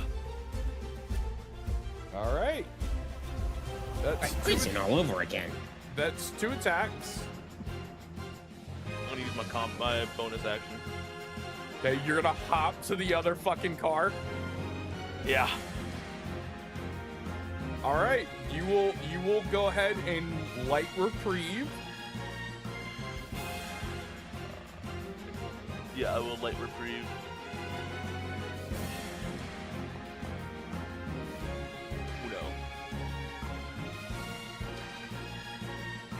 right. I'm now in the back car. Y'all gotta get the front right one. He's almost done so. Then, do we do anything else past that?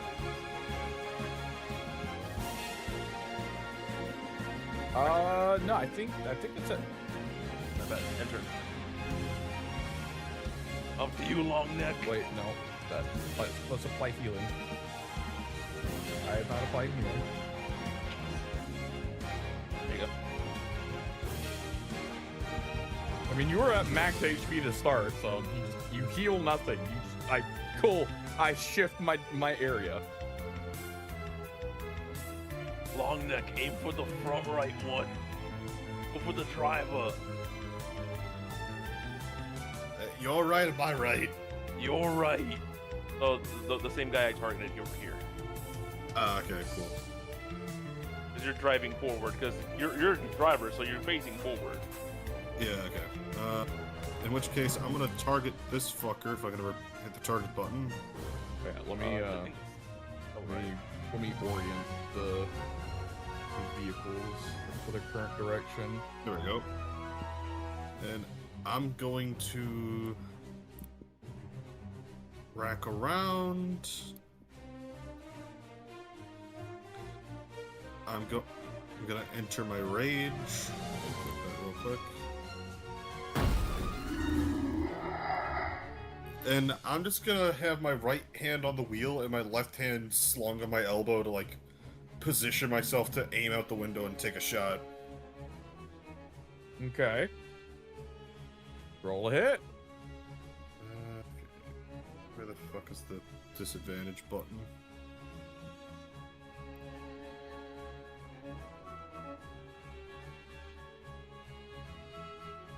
There we go. Disadvantage. That is a...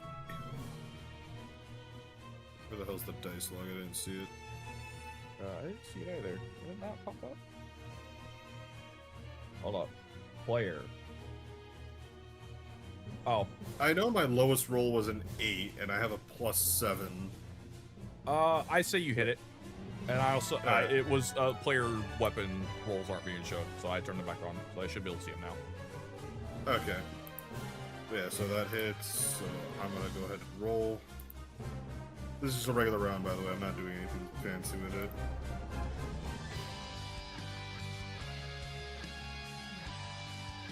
Oh, that's not it. Well, it's just a D12 plus 4, so...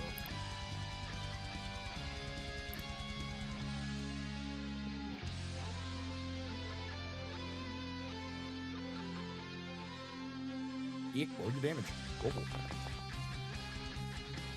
Oh, minimal damage, no!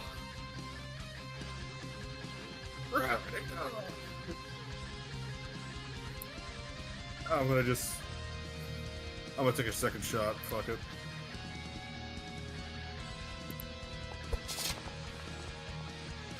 That is a 12. You miss. Their AC is 16. Ooh. Damn, my armor class. Okay, that's another -2 to my shells. And that'll be the end of your turn.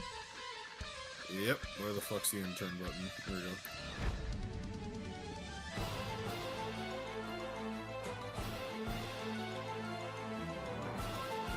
Let's see. Oh, look, your HP is still 10. What is your HP supposed to be, brother? I think that's it. Should be. If I can modify it. Sorry, but I'm just gonna get rid of the fucking message. Just ignore that. I'm getting my sheet real quick. 66.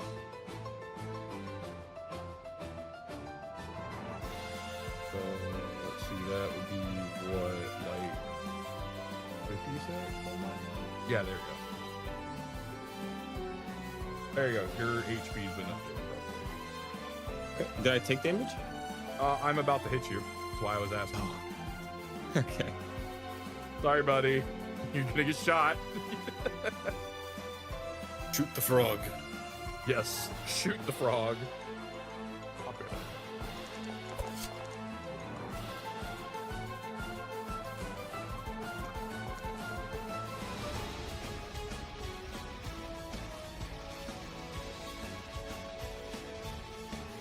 Alright, you took 13 points of damage. We. We will never finish to recover from this. Ouch. Get shot again.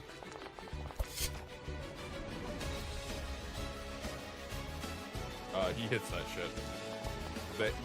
So, just so you know, while they're driving, all the captains are rolling at advantage. That's the downside. Okay. Wait, why did that happen? Oh, because I didn't fucking roll it right. I mean, it's still gonna fucking hit you.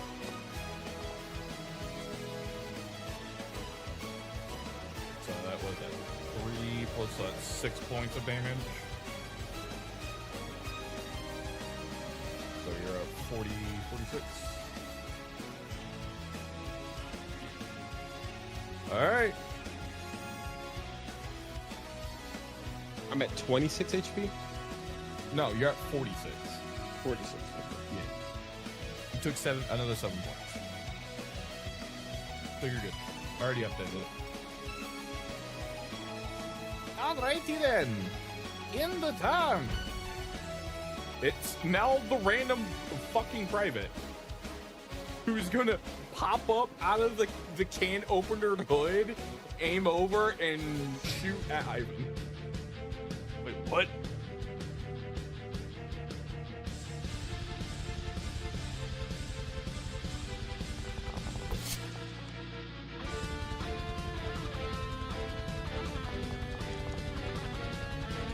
Ooh, minimum damage.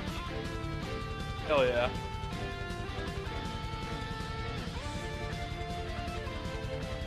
That'll be his turn. It's All you now got? it's now Conrad's turn.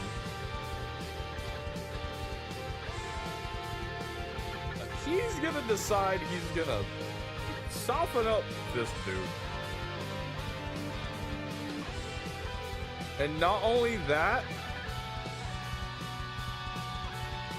he's gonna immediately go Suko mode. As you see him kind of brace himself on the back of a truck, you see that familiar glow once more on him. Vines begin to appear and grow throughout his fur.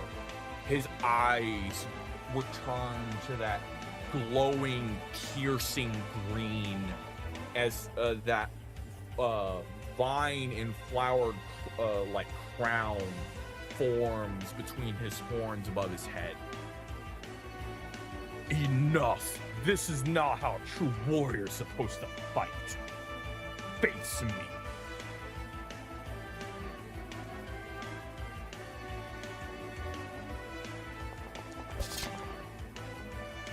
Damn, 18.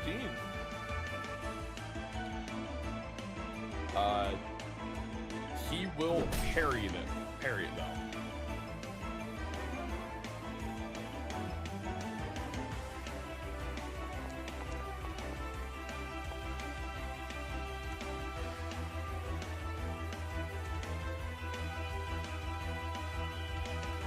And it still hits him, unfortunately. And as it makes contact, you see him erupt with energy. As he then rolls again as he does his chain lightning maneuver with his round. Would you dare say that it's primal energy of the Yes. sexual variety? Maybe not the sexual variety, but it is primal. I don't know that. But this time, rather than jumping to another target, it hits him a second time. Oh, double tap. Yeah, it double taps him this time. Alright. All right, he- guards. As you get hit, I need you all to make me charisma saving throws. I need to see if you guys get. He then Look at Conrad. he then swings his rifle around and like immediately locks on to this other captain.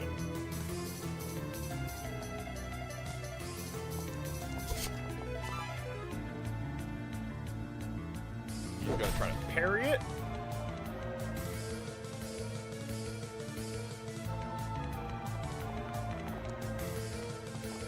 Doesn't succeed. Gets hit with another 16. And then, like before, it seems to attempt to double tap him.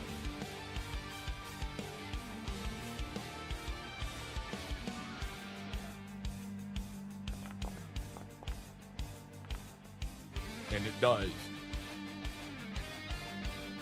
Or actually, no, it doesn't. It doesn't. The second hit doesn't smack him, but he does seem like he's swerving a bit from that shot. It like pierces through the armored glass without any effort and hits him square in the chest.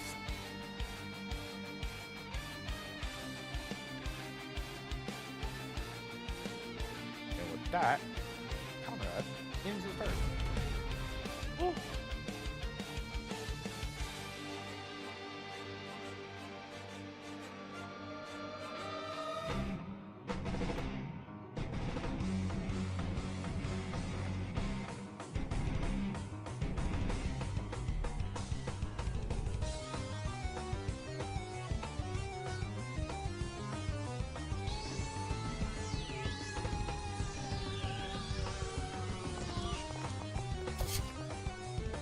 Oh wait, why is it attacking? No, no. Wait.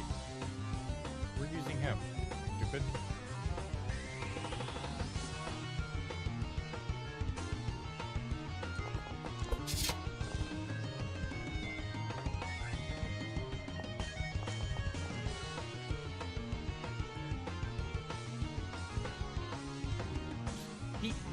He took 5 points of damage.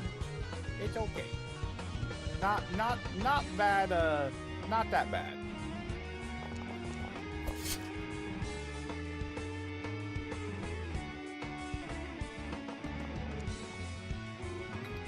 Minimum damage. Accelerate.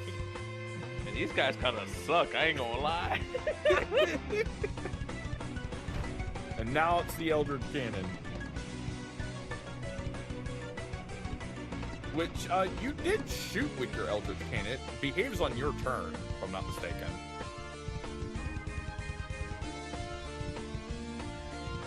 Am I correct with that, Glit?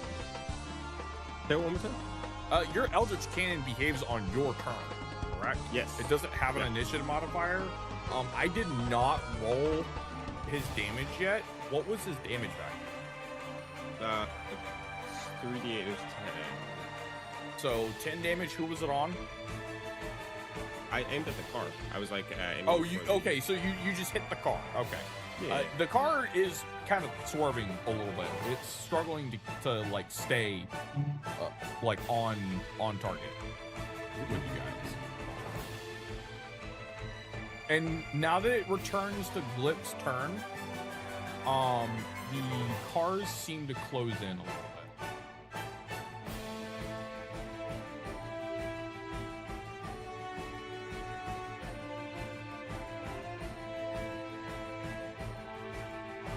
Do they have to make a dex saving throw on each of their turns? when they... No. Okay. It just counts as difficult terrain. You guys move up a little bit. And Glip, it is your turn. Yeah, you see Glip, he pulls a round out of his bandolier, and you see it begins to glow. There seems to be some sort of firing fusion in it. He loads his rifle, and he's gonna go ahead and point it towards the, kind of the center of both of those cars again. Right here. Yes, yeah. Okay. Directly on where the web is kind of enveloped on them. Okay. And then he's gonna go ahead and fire off that shot towards the ground. I'm gonna use fireball. Oh. Okay. What's the radius Also- of fireball? 60 foot. And I'm gonna be firing it off towards the side of it. So, so just that it's outside kind of your radius? Yeah, yeah.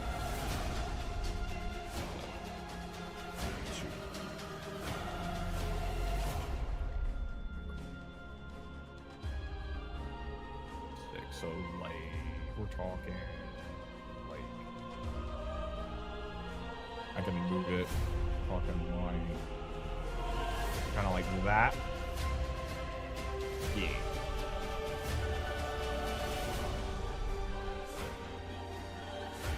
All right. Is there, it's is it deck saving throws? Yes. 17. DC 17. Oh boy.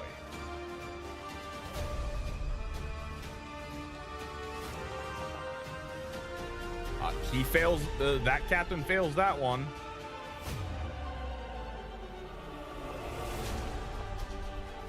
So half damage on the other. Roll your damage, brother.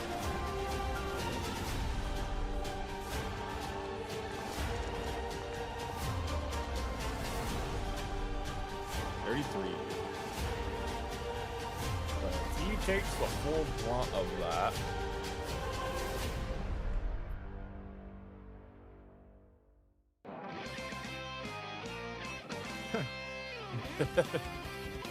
Applies half damage. So they're all of them are bloodied. Oh, also, so here's the thing. Web is flammable. Oh, okay. That music kicked in at the perfect time. I was like, ah, an idea sparked. So how much damage does inflamed web do? It is up to your discretion, but fire damage does 1d10 for a small fire, 2d10 for a slightly larger fire, and then 1d10 up until the point that you decide. Like an extra 1d10. So if it's like a raging fire, 4d10, something like that. I would say that it is a. I mean, I would always start off fires as a small fire, and then. Yeah, I would say it would be 1d10. So let me a d10, please. Dragon Age 101, we are using Foundry with quite a heavy load of modules inside.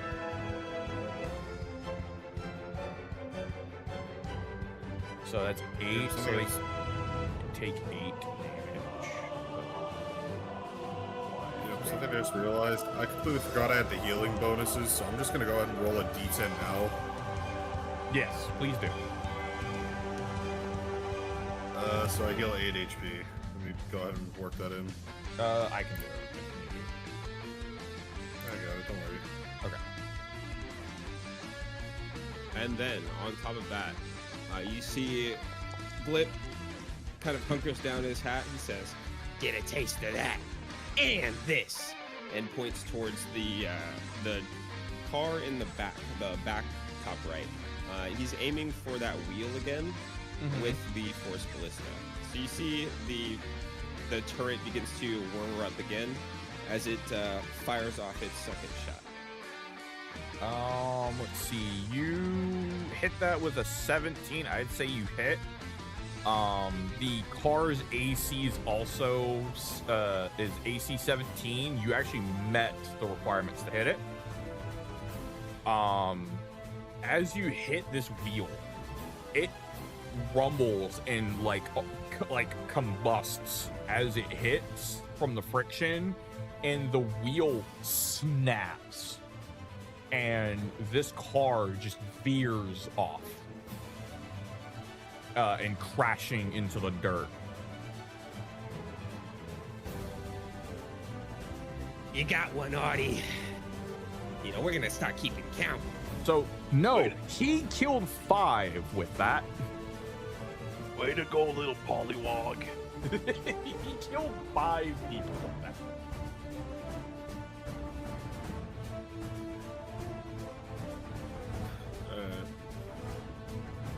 Additionally, DM's note, you have one more turn to remove as many cars off the board, because when they close in, you will stop.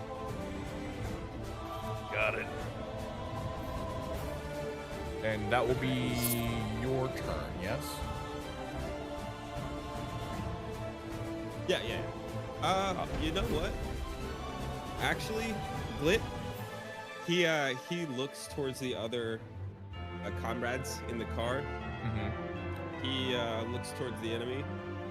He kind of starts stumbling his way towards the back of the car, and he's gonna go ahead and hop on his turret. Oh, okay. I'll Catch you guys on the flip side. I will put As you he on top of your jumps onto turret. the turret. Yeah. So the turret, if I remember correctly, is still mounted to the top of the vehicle, and he's like kind of riding it almost like a 50.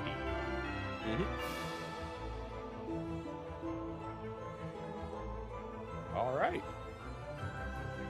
How many turns does Web last, by the way? It's concentration up to an hour, so it's 60 Okay. turns. So it's going to stay there. Good to know. I will say that the web does inch a little closer as it's kind of attached to, kind of almost like stringing along, like attached to the back. The shell's like attached to the bumper of this vehicle.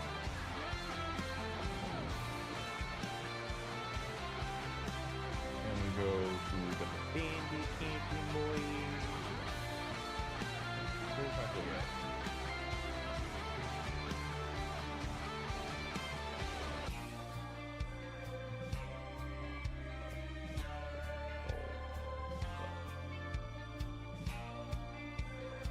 There we go. Gonna lock on you.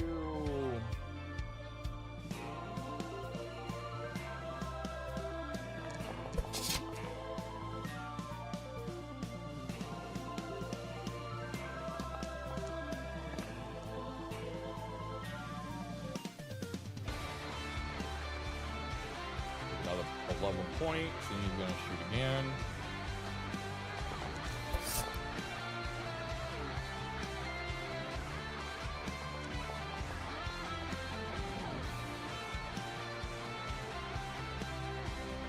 And that's gonna be his turn. Didn't really do much.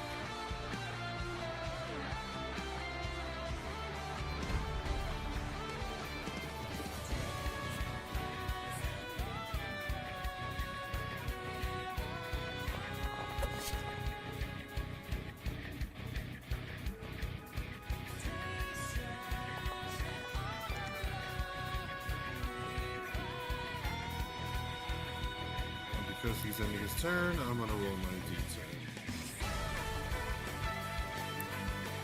Yeah. Hey. 3.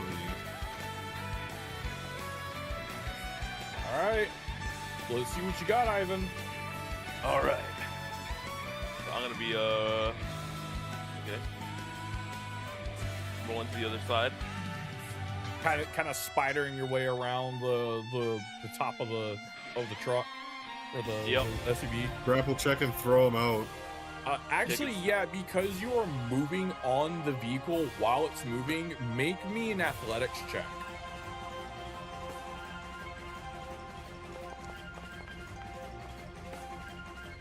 That's 14. You succeed, but you almost fell off. Like your grip slips a little bit, and you don't quite get where you want to go. But like you're probably in a good enough spot to take some pot shots if need be against the door.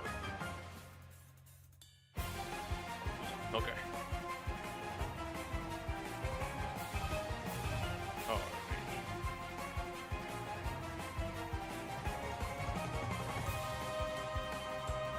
Let's see what we got then, Mr. Driver.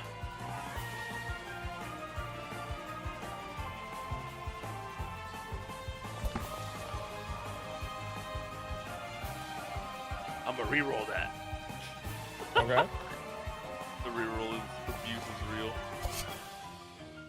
little better.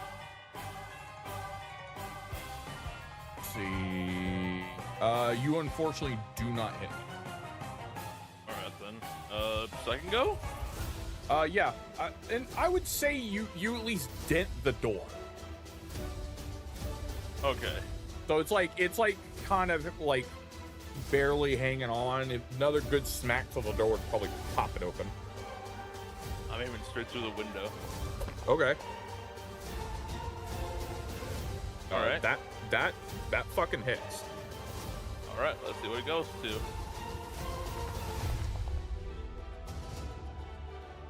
Seven.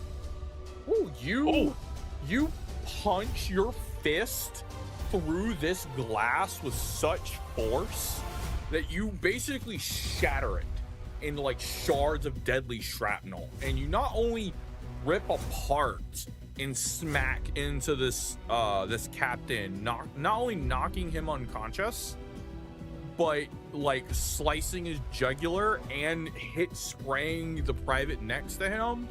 And as you do, the car starts to wobble. I want you to make me an athletics, or I want you to make me a strength savings throw, as you have to push yourself off the vehicle to hopefully land on the Overwatch. Okay. Oh, that, Can I dictate this though? Yes, you make it. How do you do it? Okay. So I put my hand into my fucking bag of holding and whip out one of these frag grenades that we had. I just chuck it in the fucking broken window, and I'm just fucking gonna just propel myself backwards onto the fucking hood of the car. Where I would hope that fucking our Minotaur friend catches me. He reaches his arm out, still glowing this green hue, and easily snatches your arm and drags you into the turret. As you look back, the car, it kind of shuffles a little bit and spins out, and as it tumbles a couple of times, you know hear the distinct tick, boom, and the entire car explodes in a spray of shrapnel with a massive fireball. And just a smoldering husk of a vehicle just left in your wake as you drive down. Oh boy.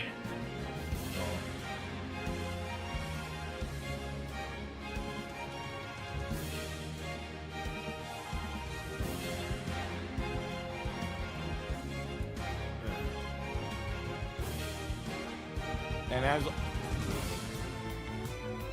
as you go, the vehicles are starting to close in on you. And as you see this, the captains both end up popping the hatch on top of the vehicles to actually switch places with the privates. alright. And they actually like forcibly bash the door, the windows open,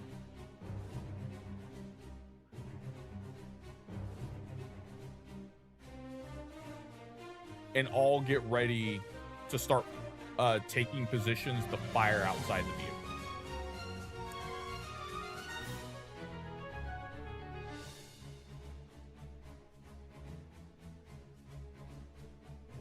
Boy.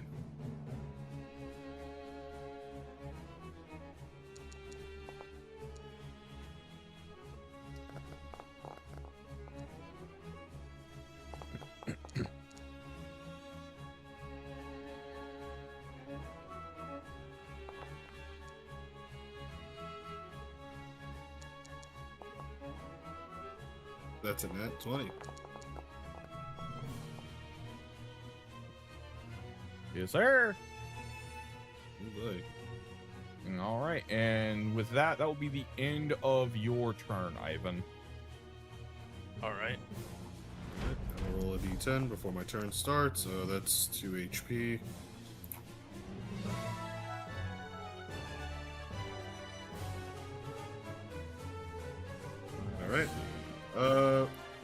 So, oh wait, shit! It's not. It is not your turn. I just realized there's a bandit that rolled just before me. Damn it! Yup. I was gonna ask for something cool.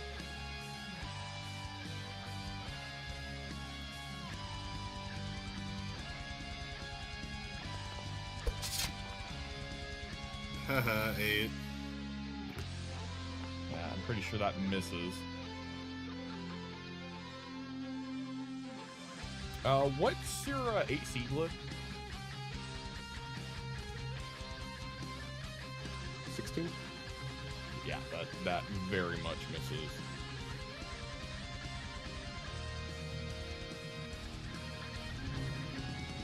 Now Alright, it's cool, your my turn.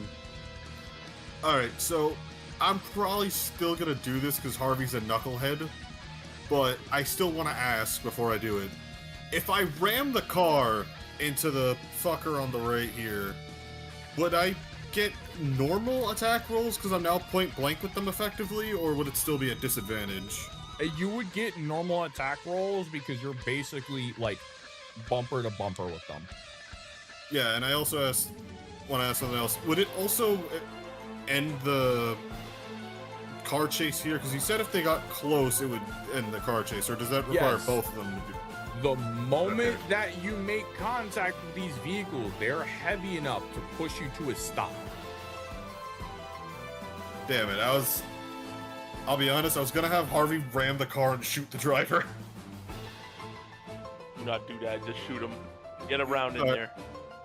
Alright, fine, I'll do my best. You know what? Fucking... I feel like I can get a collab with this. I'm gonna rack a tungsten rod and fire it. Okay.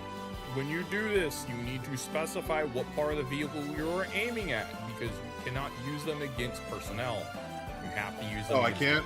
Yes, you have to use them against people, or not people, vehicles. It's a damn, construct-specific fire. Alright, fine then. I'm just gonna aim at the wheel. You can aim at the fucking engine block. You do enough damage to the engine block, you blow up the engine. Yes, sir. Or at the very least, you pierce the engine and stop the car. Yeah, you're right. I'll do that. One sec. Roll at disadvantage. That is a 16, I think. You do not make it. The round will hit and then dig a little bit into the hood and then ricochet off. I'm gonna rack another one and fire again. Come on, Jin. Yeah, that's a dirty 20. I'm not even gonna let him do a parry on that. You fucking hit it.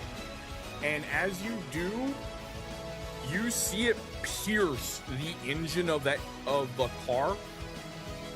You break the car. How would you like them to die? Considering how you said it, I want it to be as Michael Bay as possible, so as the bullet pierces the engine block, I want it to go through, like, fucking... I don't know much about cars, so I'm gonna assume, like, something to do with oils in the engine as well. I want it to pierce that, as it takes out the drive motor, the car, like, does a slight flip and then explodes. So as you watch him fire this round off, like his arm like kind of slung over the other one, gripping the steering wheel fire.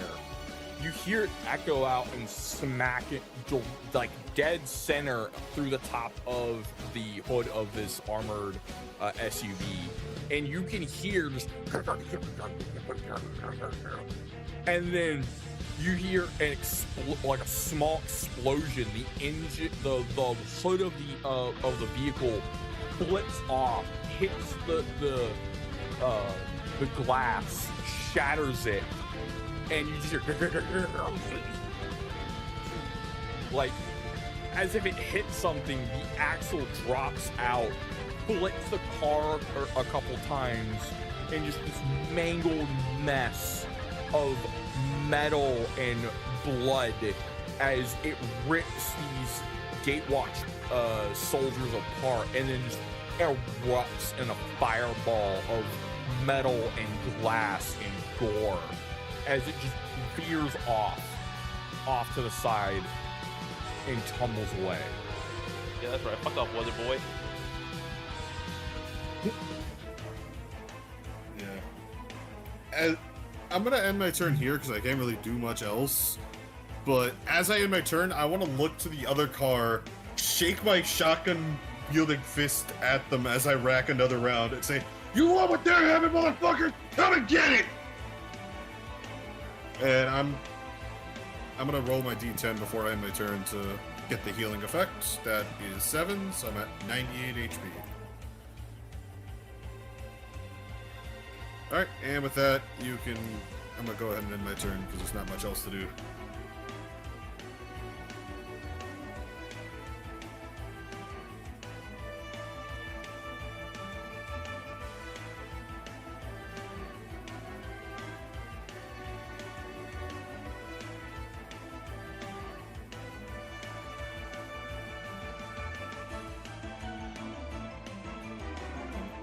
Subtract 2 tungsten rounds from my inventory. As this fight continues to go on as you're driving, the web seems to finally rip off of the Humvee, no longer obscuring their vision that much, and the car seems to be driving at full speed. But you see the commander that's at the top, he is bloody. You can see blood dripping down his black armor. And like his visor is like half cracked from the amount of damage he's taken.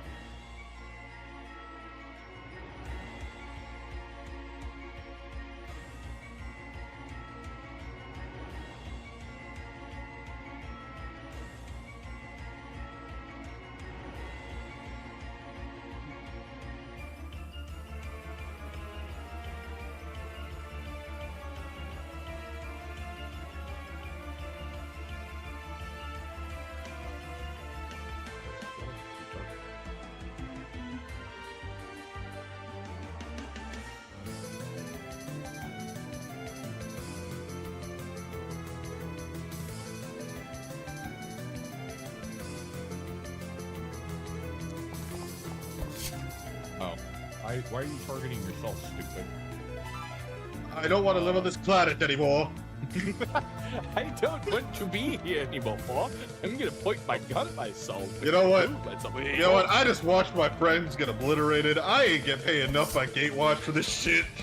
Wait, told ya. If you're gonna Kurt Cobain, at least let me get my fucking guitar so I can do the fucking reference. Oh my god. Do a backflip as you shoot yourself. Make it cool. And my string just fucking plucks and breaks. Fuck!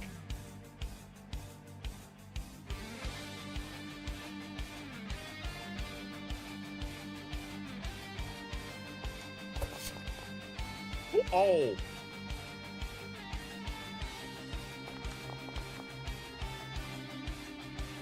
Woo!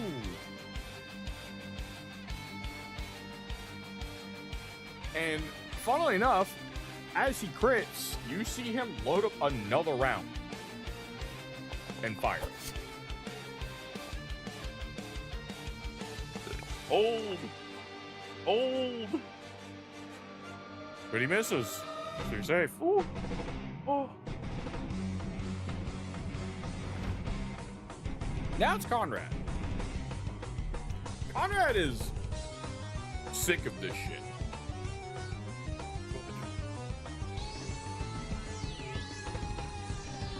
All right, that's enough out of you. Down.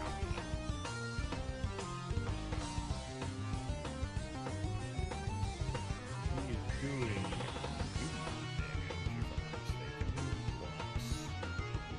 I'm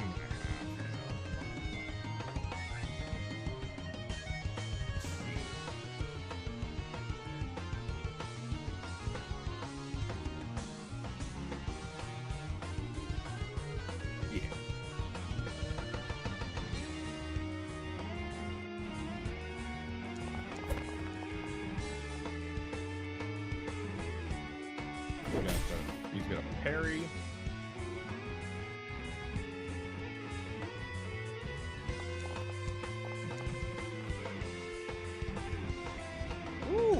he is dead, and as he dies, the bullet ricochets.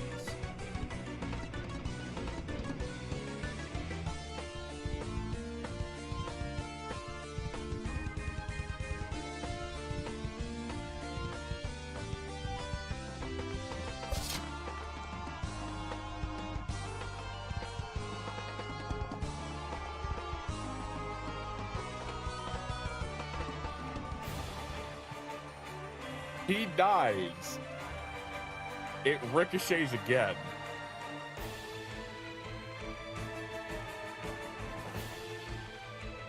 And as you're watching this, you see this bullet like hit, charge a green light, hit the dude next to him, and then charge a light again and fire once more. It almost like sounds like multiple like gunshots going off as it bounces.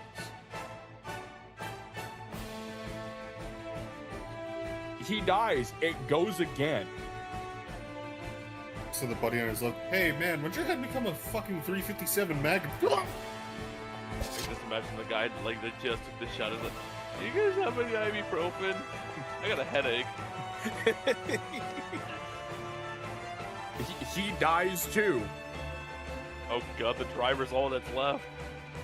I can't wait for the enemy that we blow the arm off of him midway through. He just goes like, eh, I've had worse.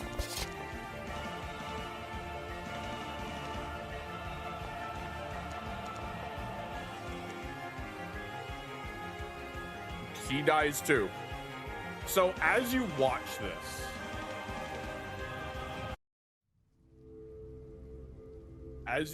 this, it hits the first dude, goes straight through his chest, ricochets off of the car, bounces, and then hits the next dude through the jugular, bounces again, hits the next dude square in the forehead, bounces off another piece of metal in the vehicle, hits the dude across from him, smacks through his heart, bounces off the front dash, and then hits the driver square in the chin.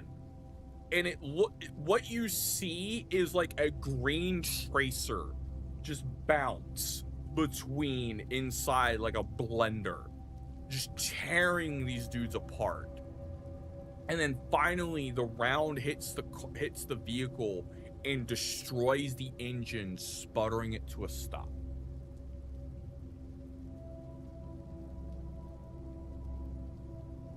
And all you see as this car like skitters and halts is the lifeless corpses inside the vehicle.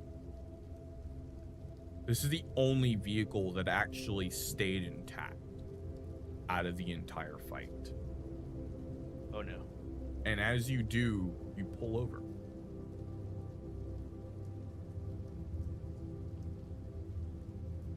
Just an average Wednesday and fucking watch. But as you slow down to a stop to get close to this vehicle,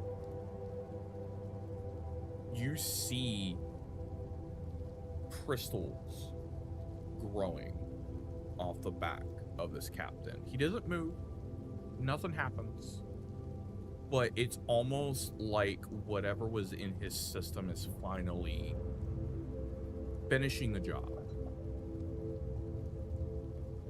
You hear wet, disgusting cracks of bone and sinew as blood drips down the side of this SUV. His body almost contorts as these crystals grow out of him, and a large red, almost spike grows out of the back as his body lays over the opening. And Harvey, you hear Osala's voice break that one. And his voice seems almost angry, commanding. as if someone has slighted him. Child, break it.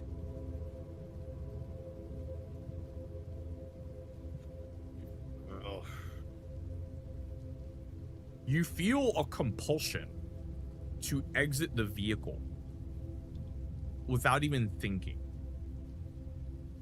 And as you do, you almost seem in a daze. And you take your crystalline hand and shove it into the red crystal. Your arm begins to glow as it shakes. You feel a surge of pain throughout your entire arm. And then for a moment, calm. As the crystal starts to turn green. The color, that teal, the familiarity from Osala. As it then shatters and pieces drop to the ground and seem to melt away, becoming one with the earth once more. All that's left is a mangled, crystal-torn body that was once human.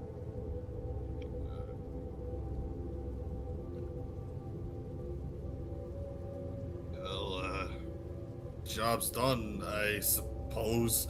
I'm just kind of like waving the crystalline hand in the air a little bit, like assuming I have a little bit of blood on my hands now. Yeah, it's probably covered in a good bit of blood. But Yeah, you kind of almost like sword style, kind of like flick it off. And your I'm hand kind of just seems- like whipping my hand like faintly off in the distance, like, okay, get off, come on. I ain't trying to touch more things with A negatives. As you do, you seem almost like he doesn't tell you, but you can feel the presence of Osala. He seems pleased as that presence recedes back from you.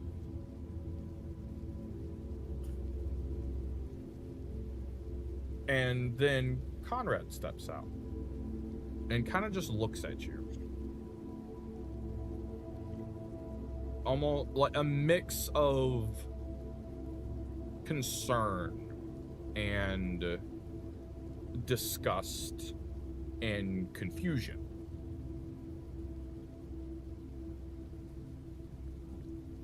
He isn't quite sure how to process what you've just done. And as his kind of amped up form starts to calm down and recede, you notice his horns. They're not quite back to normal. They almost seem like vines are permanently wrapped around them in an almost like zigzag pattern with a very faint green glow to them. And the rest of his body seems for the most part to return normal, but his horns never do. His eyes kind of calm back down. His body seems to almost return to that almost low, ready, and like relaxed state. As he takes a deep sigh, goes, something tells me these gods are going to be more of a pain than we thought. And this phrase almost kind of seems out of left side field. And not so much talking to Harvey, but more almost out in the open, like to something else. I would like everybody here to make me perception checks, please. That's an 8.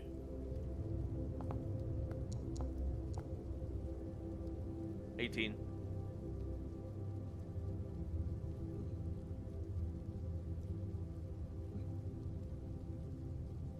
What was that? There we go.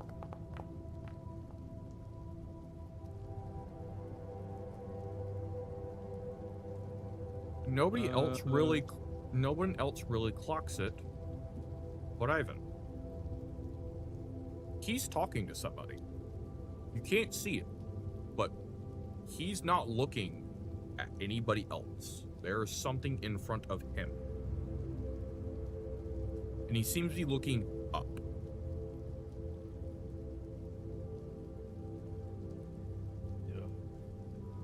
Okay. What exactly are you looking at there, man? He seems almost in a daze. But as you listen to him, you can kind of make out what he's saying. What do you want from me?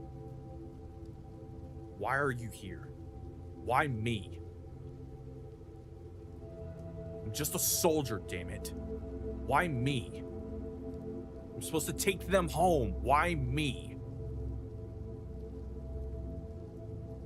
No, I'm not gonna abandon them. Why would you ask me that?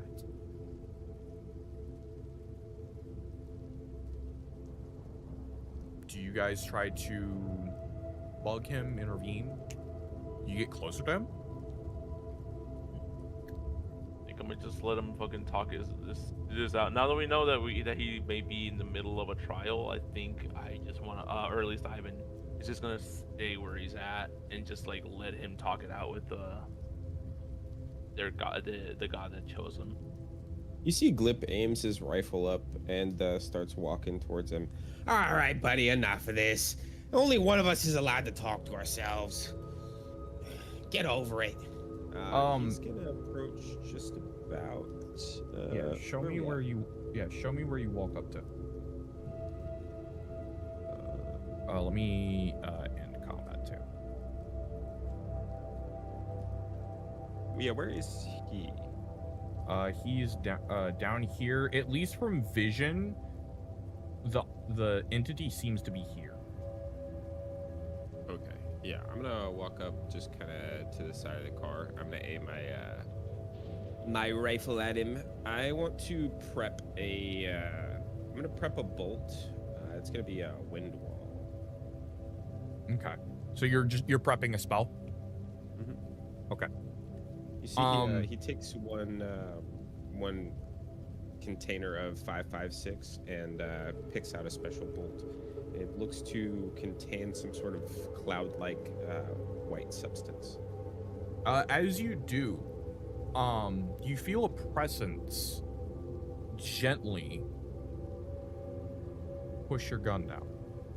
It doesn't seem harmful, doesn't attack you, but it just lowers your gun. Okay. Make me an intelligence check.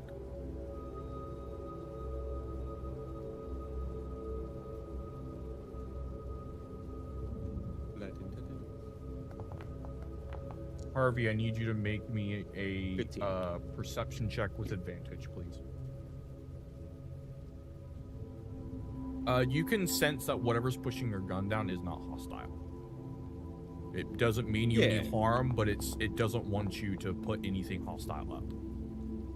Yeah, it's just a wind wall, just in case he lunges at us. 17. You see, at least in your the corner of your eye, you can see a shadowy figure pushing the gun down for Glip. And off in the distance, probably about 5 or 6 feet, near, probably over here, you see, Osala standing not too far away from Conrad, but he seems to be observing and just puts his finger up to his beaked mouth, puts a finger over it. And as you look away from him, you see what Conrad does as a contract holder. You see a large, hulking behemoth of an entity To you, it looks like he has sunlight behind him. The scent of a forest wafting over your senses.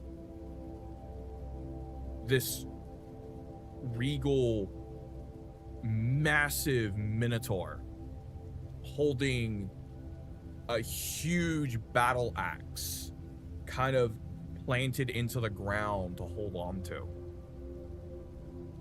Draped in a mix of heavy bronze plate mail with red ribbons strewn beneath and between the plates, almost flowing out like water, with eyes that you recognize as of a warrior.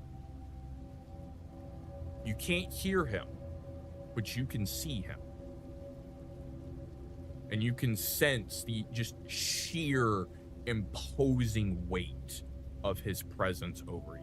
It's almost suffocating. Whereas Osala's gentle and warmth and caring, this man has the opposition of a ruler, a tyrant, a king. And much like how Conrad before, his horns are adorned with a mix of golden chains and summer flowers. Vines form this almost lattice work between them, with a crown affixed above his head. And behind him, a shadowy army that seems to peer off into an endless amount into the doomed sands. And once more, Conrad speaks. Why me?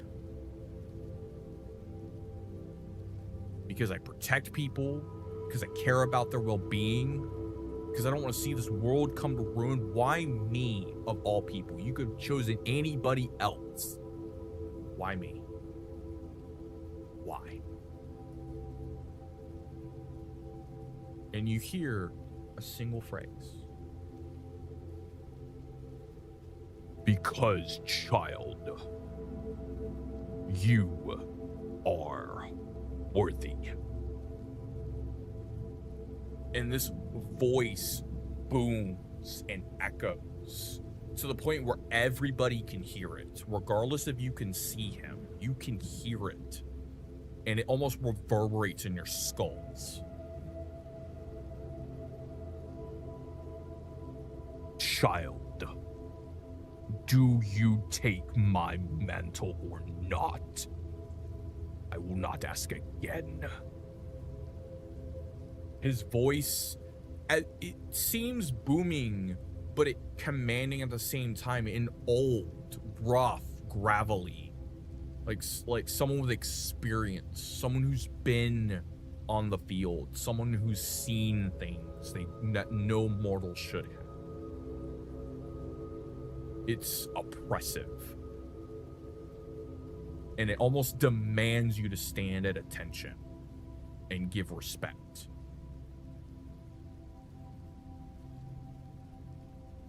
And Conrad seems to think a moment. He finally looks at his comrade, almost knowingly, with knowledge of something else. And you see a tear drop from his eye. The first time you've seen him show true sadness. And then he looks back at this figure. And with a snort, he goes, very well. For the sake of my brothers and the sake of this land, I accept. And as he says this, his arm almost seems to grow bark armored plates out of it. His right arm, his dominant arm, the one he typically holds his rifle with, with such tenacity and conviction.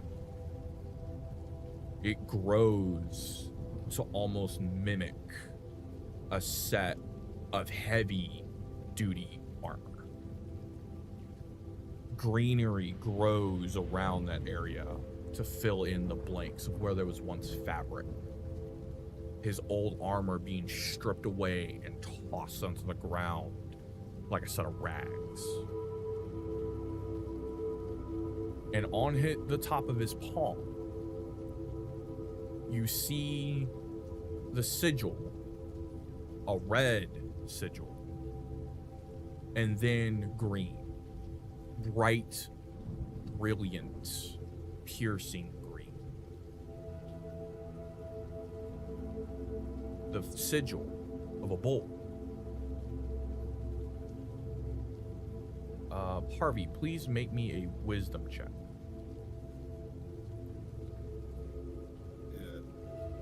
You may do it at advantage because you did take notes. That is a 14. 14. I'll say it passes. As you flip through your notes real quick, while you seem to kind of have a second, you pull a little booklet out. You know this sigil. It's Scalos. And as you take a second look at this figure, what you thought was once a minotaur, you see the visage of an elephant with a set of horns growing through the top of its head, almost arching back a little bit into like a full cowl.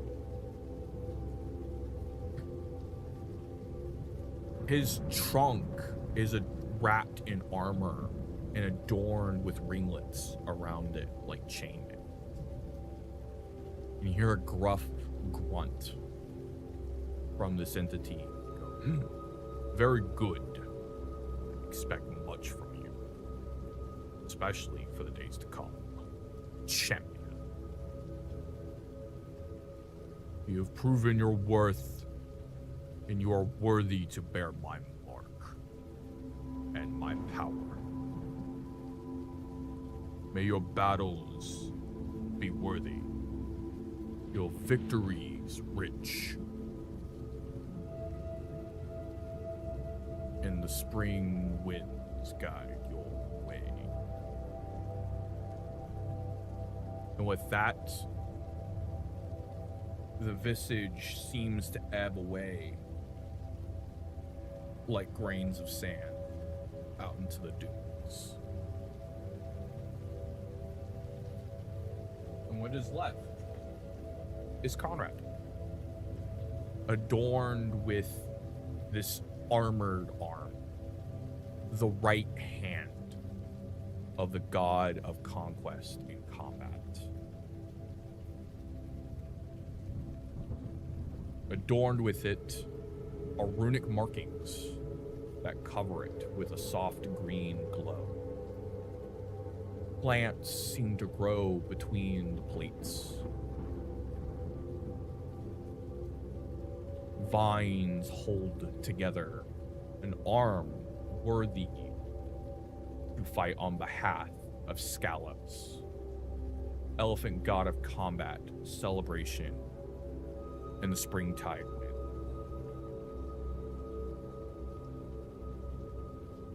Now a champion,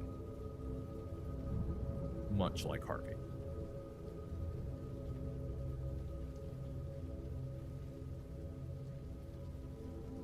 And with that, we're going to end today's session. Yeah, I don't think he would have said shit. In the back of his mind, though, he was probably like, damn, seems kind of pissy for a guy known for celebration in spring. What the fuck? Well, you have to remember what's going on right now. He's in... Yeah, I know, but like... The gods are very much in war mode. Yeah, but you also have to remember, the only conversations he's had with, like, a genuine god is Osala. Like, yeah, Light and Dark are there, but he's never talking to them. They only ever talk to, like, fucking Ivan. So in his mind, he thought, like, most gods were relative to Osala. He didn't think they were going to be like that.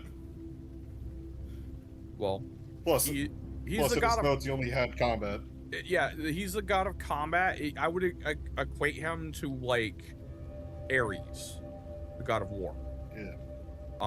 He's very serious most of the time, but when it's time for victory and celebrations, he's very jovial in his own kind of old gruffy man way.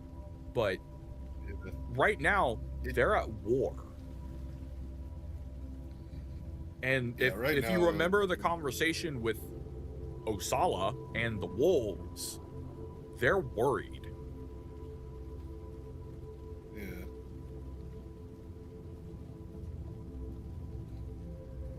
Yeah, that is true.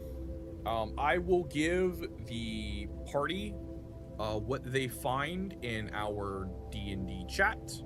I will let you guys know what you have gleaned from this. Probably in the next couple of days. For now, you are permitted to make camp somewhere on the side of the road or continue on. I will leave that to the party to discuss again outside of game. Just please let me know within the next 2 to 3 days, please. Yes, sir. Additionally, you have time before you get to zone 4. There will be no combat between 3 and 4. You can safely drive there. I will give you that for free.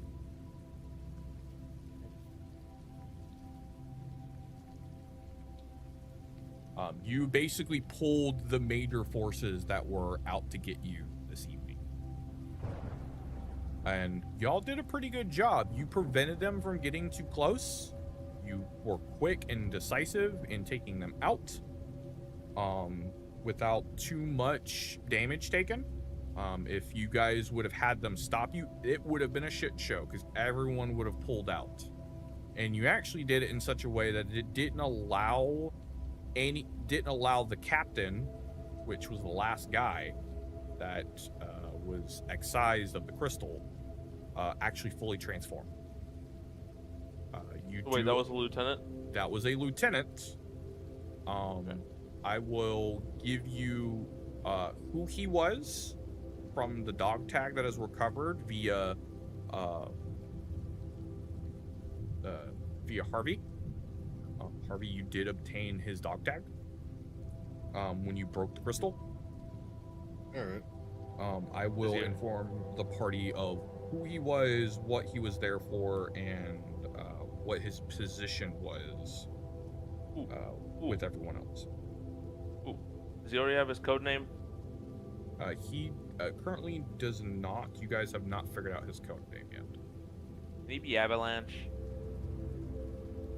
Maybe. Like I said, it more of you don't know. You didn't get a chance to actually fight him and examine him. Wow. He's a kind of a bloody pulp mess. You'll have to wait until Cold Snap gets back to you on what information you gleaned. Holy fuck, we haven't gotten this lucky since that first fucking squad we actually killed on the first episode, or the second episode. Yeah, lucky. Looks at the gaping crystalline hole in my chest. Could have been worse. You could have had a second boot dent. Oh, listen, at least the boot didn't turn me into a nuclear bomb. Harvey, you seem relatively fine. You maybe got a little roughed up. You may have a couple, like, little flesh wounds. You could probably pop the bullets out and be perfectly fine. I just got scared from jumping on the car. It was just in my head that, like, because of the healing effect of the pizza, they just, like, slowly pushed out of my system as I healed. Like Wolverine style. There's probably, like, a pile of bullets, like, in the floorboards. Probably just, like, what breaks the silence is the final bullet dinking out of my chest and just hitting the floor. Wait, prior to this, since it's not 24 hours yet, can I take a swig of my flask and seeing if I get a good roll? So this is an actual boss fight? Yes, you are allowed to take a swig. Upon lieutenant defeats, that is your boon. You are allowed to take a swig. All right. What's crazy? You take a sip from your trusty Vault 13 canteen. I will re-roll that. You are allowed to do so. I will re-roll that, and I will add the fucking +4 from the ring of fucking of success, because I'm Okay. not risking it any longer. Okay, that's 13. You succeed. You pass the threshold. It's the DC's 10. Sick. Now I get a fucking random stat up. Roll a d6, yeah? Yes. 4. 4. That, What's that, intelligence? I think that is intelligence. I'm a smart boy. Let's see. Let me go to your stats real quick. 1, 2, 3. Yeah. So you go up by 1. So I'll edit that. You are now at 11. Fuck yeah. Additionally, as you do, a memory returns to you. You may choose which memory that is. Very well.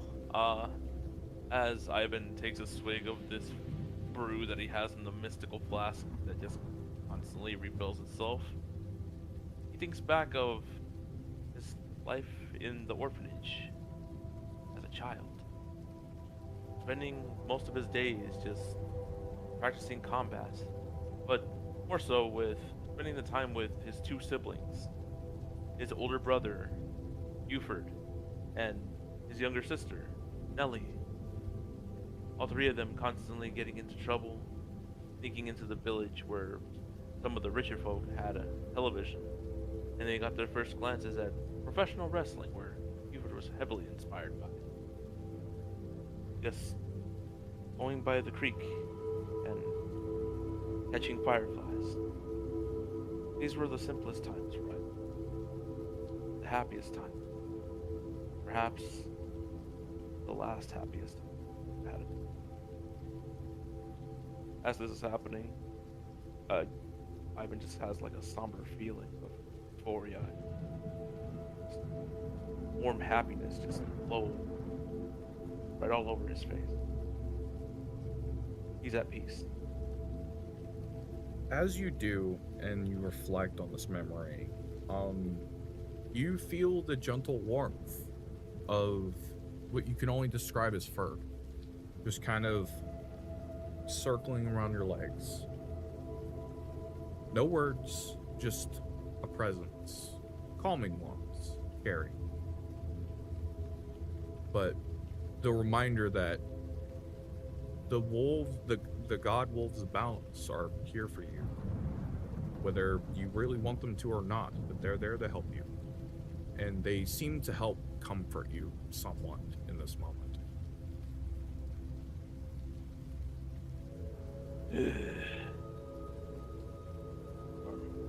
Times like these never gonna return to us in this life that we live.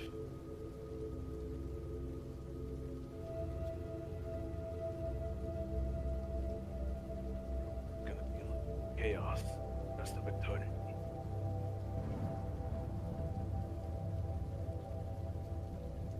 You hear the voices in the back of your head of the wolves. With good, there must be evil. With life, there must be death. Balance is a constant in this universe, whether we wish it to or not. There's a give and take with this. But with you mortals, you remind us that it's worth it. The fleeting passage of time gives you a moment to reflect on the good and the bad. And yeah, sometimes it can be a little gloomy, but for whatever reason, you mortals seem to come out on top. For better or for worse.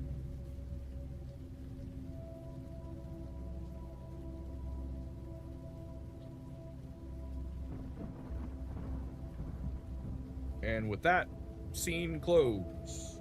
You guys get into the Overwatch and continue driving for a little bit.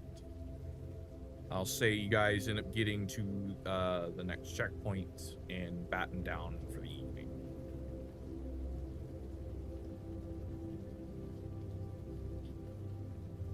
I hope you guys enjoyed today's session. That was a lot of fun. I was looking forward to this event. I was really not expecting just like a mobile car chase fight. You weren't expecting pseudo Mad Max Mission Impossible style bullshit? Yes, I was also not expecting to just be the one to be actually going from car to car. I was expecting Glip or fucking even Harvey just jumping on them.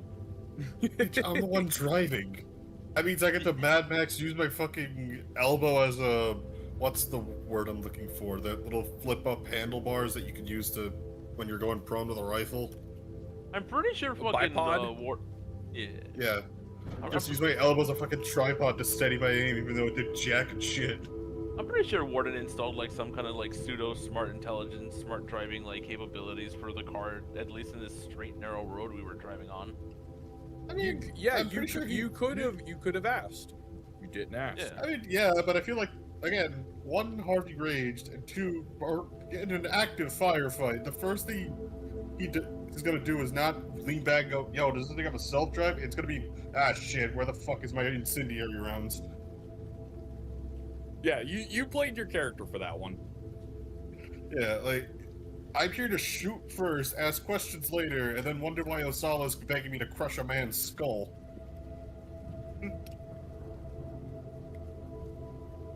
But yes, I hope you guys enjoyed. Like I said, I will disseminate XP, loot, and some information in the DMs over the next couple of days. As a reminder, there will not be a game Friday. This was today's weekly session.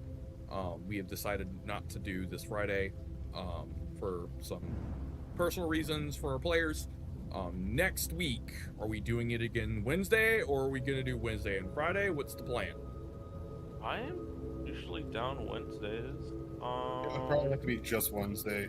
Next Friday I go in for the 2-day exam for Okay. the Navy. Wednesday against Goon. Okay, so Wednesday, 10 o'clock, same time? Yeah. Yeah. All right, Works sounds for me. good. That's fine. With that, players, you are free to go. You are free. Catch You y'all can- next week. Y'all can stick around if you want to, talk a little bit, but I am freeing you. You can leave. Okay. Yeah, catch y'all next week, fuckers. Later, gents. That was a fun session. I enjoyed that. The genuine question here, since we fucking kind of just rushed through that lieutenant fight, what was the lieutenant's second phase gonna end up being? He was going to end up taking over the car.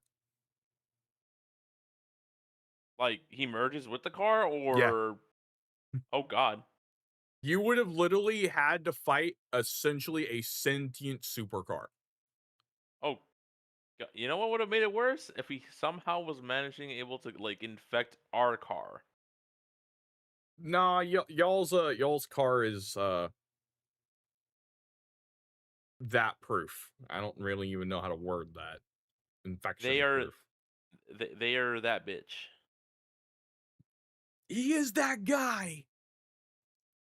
Hey buddy, I am that guy. John, what did you think of today's session? He's still here. Oh Johnny boy.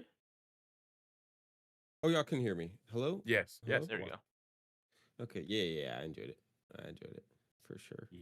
How'd you I think guys it was a like the reveal balance. of Conrad being a champion finally? I mean, you let us know like last time. I mean, yeah, like he was in the trial. I didn't think he was gonna accept it, because the way he was seeming. I mean, I thought the choice was gonna be like, oh, he's gonna deny it for whatever reason. But He did seem like sad that he had to accept that he ended up accepting it. Whatever conversation that they had seems to have broken Conrad mentally a little bit. yeah, because it seemed like the god. I mean, we didn't hear it obviously, but it seemed like the god wanted to have Conrad leave the group for probably his own, I guess, agenda, so to Uh, speak. I'll tell you this one. No, it more of has to do with his past. The Mm, reason why Harvey um like almost seemed to see like almost a reflection of Conrad for a moment as like a minotaur is because him and the god were basically having like a reflection like, hey, this is the shit you've done, do better, kind of a conversation. mm. A lot of the gods, whenever they talk to you, or it's a lot about like tackling the trials is you tackling your own demons. Okay. Is confronting your own insecurities, your nightmares, your worst problems. It's actually one of the reasons why Conrad seemed like he wasn't really sleeping very well. Mm. So the trials are not necessarily physical. They are a lot of it's a battle of the soul. Oh, dealing with our own Silent Hills. Yes, that's actually a very good explanation of how they behave with the trials. Um, Oh, then I kind of have an idea for what's gonna happen to Ivan. hey, I said, hey, either it's gonna be you or Conrad. I chose Conrad. You That's got fair. some time before Area 5, brother. No, no, I just kind of wanted to figure out something out there. Because I did see a lot of similarities between fucking what we were talking previously before in Mm-hmm. DMs. So it's like, okay, like it's gonna be like it's gonna be telling fucking Ivan certain things and then doing certain actions, and then it's gonna be Ivan trying to get past like his consumption of revenge against Watch for whatever. Yeah, no spoilers, no spoilers for chat. We'll talk about it But, in DMs. but yeah, yeah, yeah, But but yeah. yeah, I really enjoyed writing Conrad's kind of ascension, so to speak. It was kind of cool. I didn't want him to be like like a snap moment of like, yeah, let's do it. I wanted him to act like it's a confrontation, basically. I know, man. I can't wait till we just relax in the next episode and we just get Glip's beach episode. Calypso Beach episode. Oh my god. I mean, you guys do need to make a fob, so you may have that option.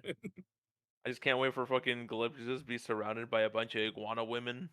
My god. That Or would be men. funny. I would Or allow it. or men. I don't know Glip's sexuality in this case, so Kind of his jib. But so I'm gonna go ahead and wrap this up. If you guys enjoyed today's stream, a follow would be greatly appreciated, or even a subscription. It shows your support that you like what you see. If you have any suggestions or any comments, or just your favorite part of today's episode, consider putting it down in the description below, especially in the YouTube chat. I do look at all of that, and I would appreciate it. Like I said, these are sessions we run every week. I'm the DM, Axel Dreamsaver, and I do hope to see you guys next week again. The next stream will probably be let's see, tomorrow's Thursday, so probably Friday. We'll probably have a game stream Friday. I haven't decided what we're gonna do yet, but we're gonna do something. Um, and if you want to keep up to date for whenever I do go live, please consider following Twitter. I post every single time I go live there. It will let you know when I go live. I have a job, it gets in the way, yada, yada, yada. you Go know what? follow. No, don't consider it. Do it. Do it. It's free. Do it. Just do it. It's free. It's free 99. It's free real It's estate. free. Free real estate.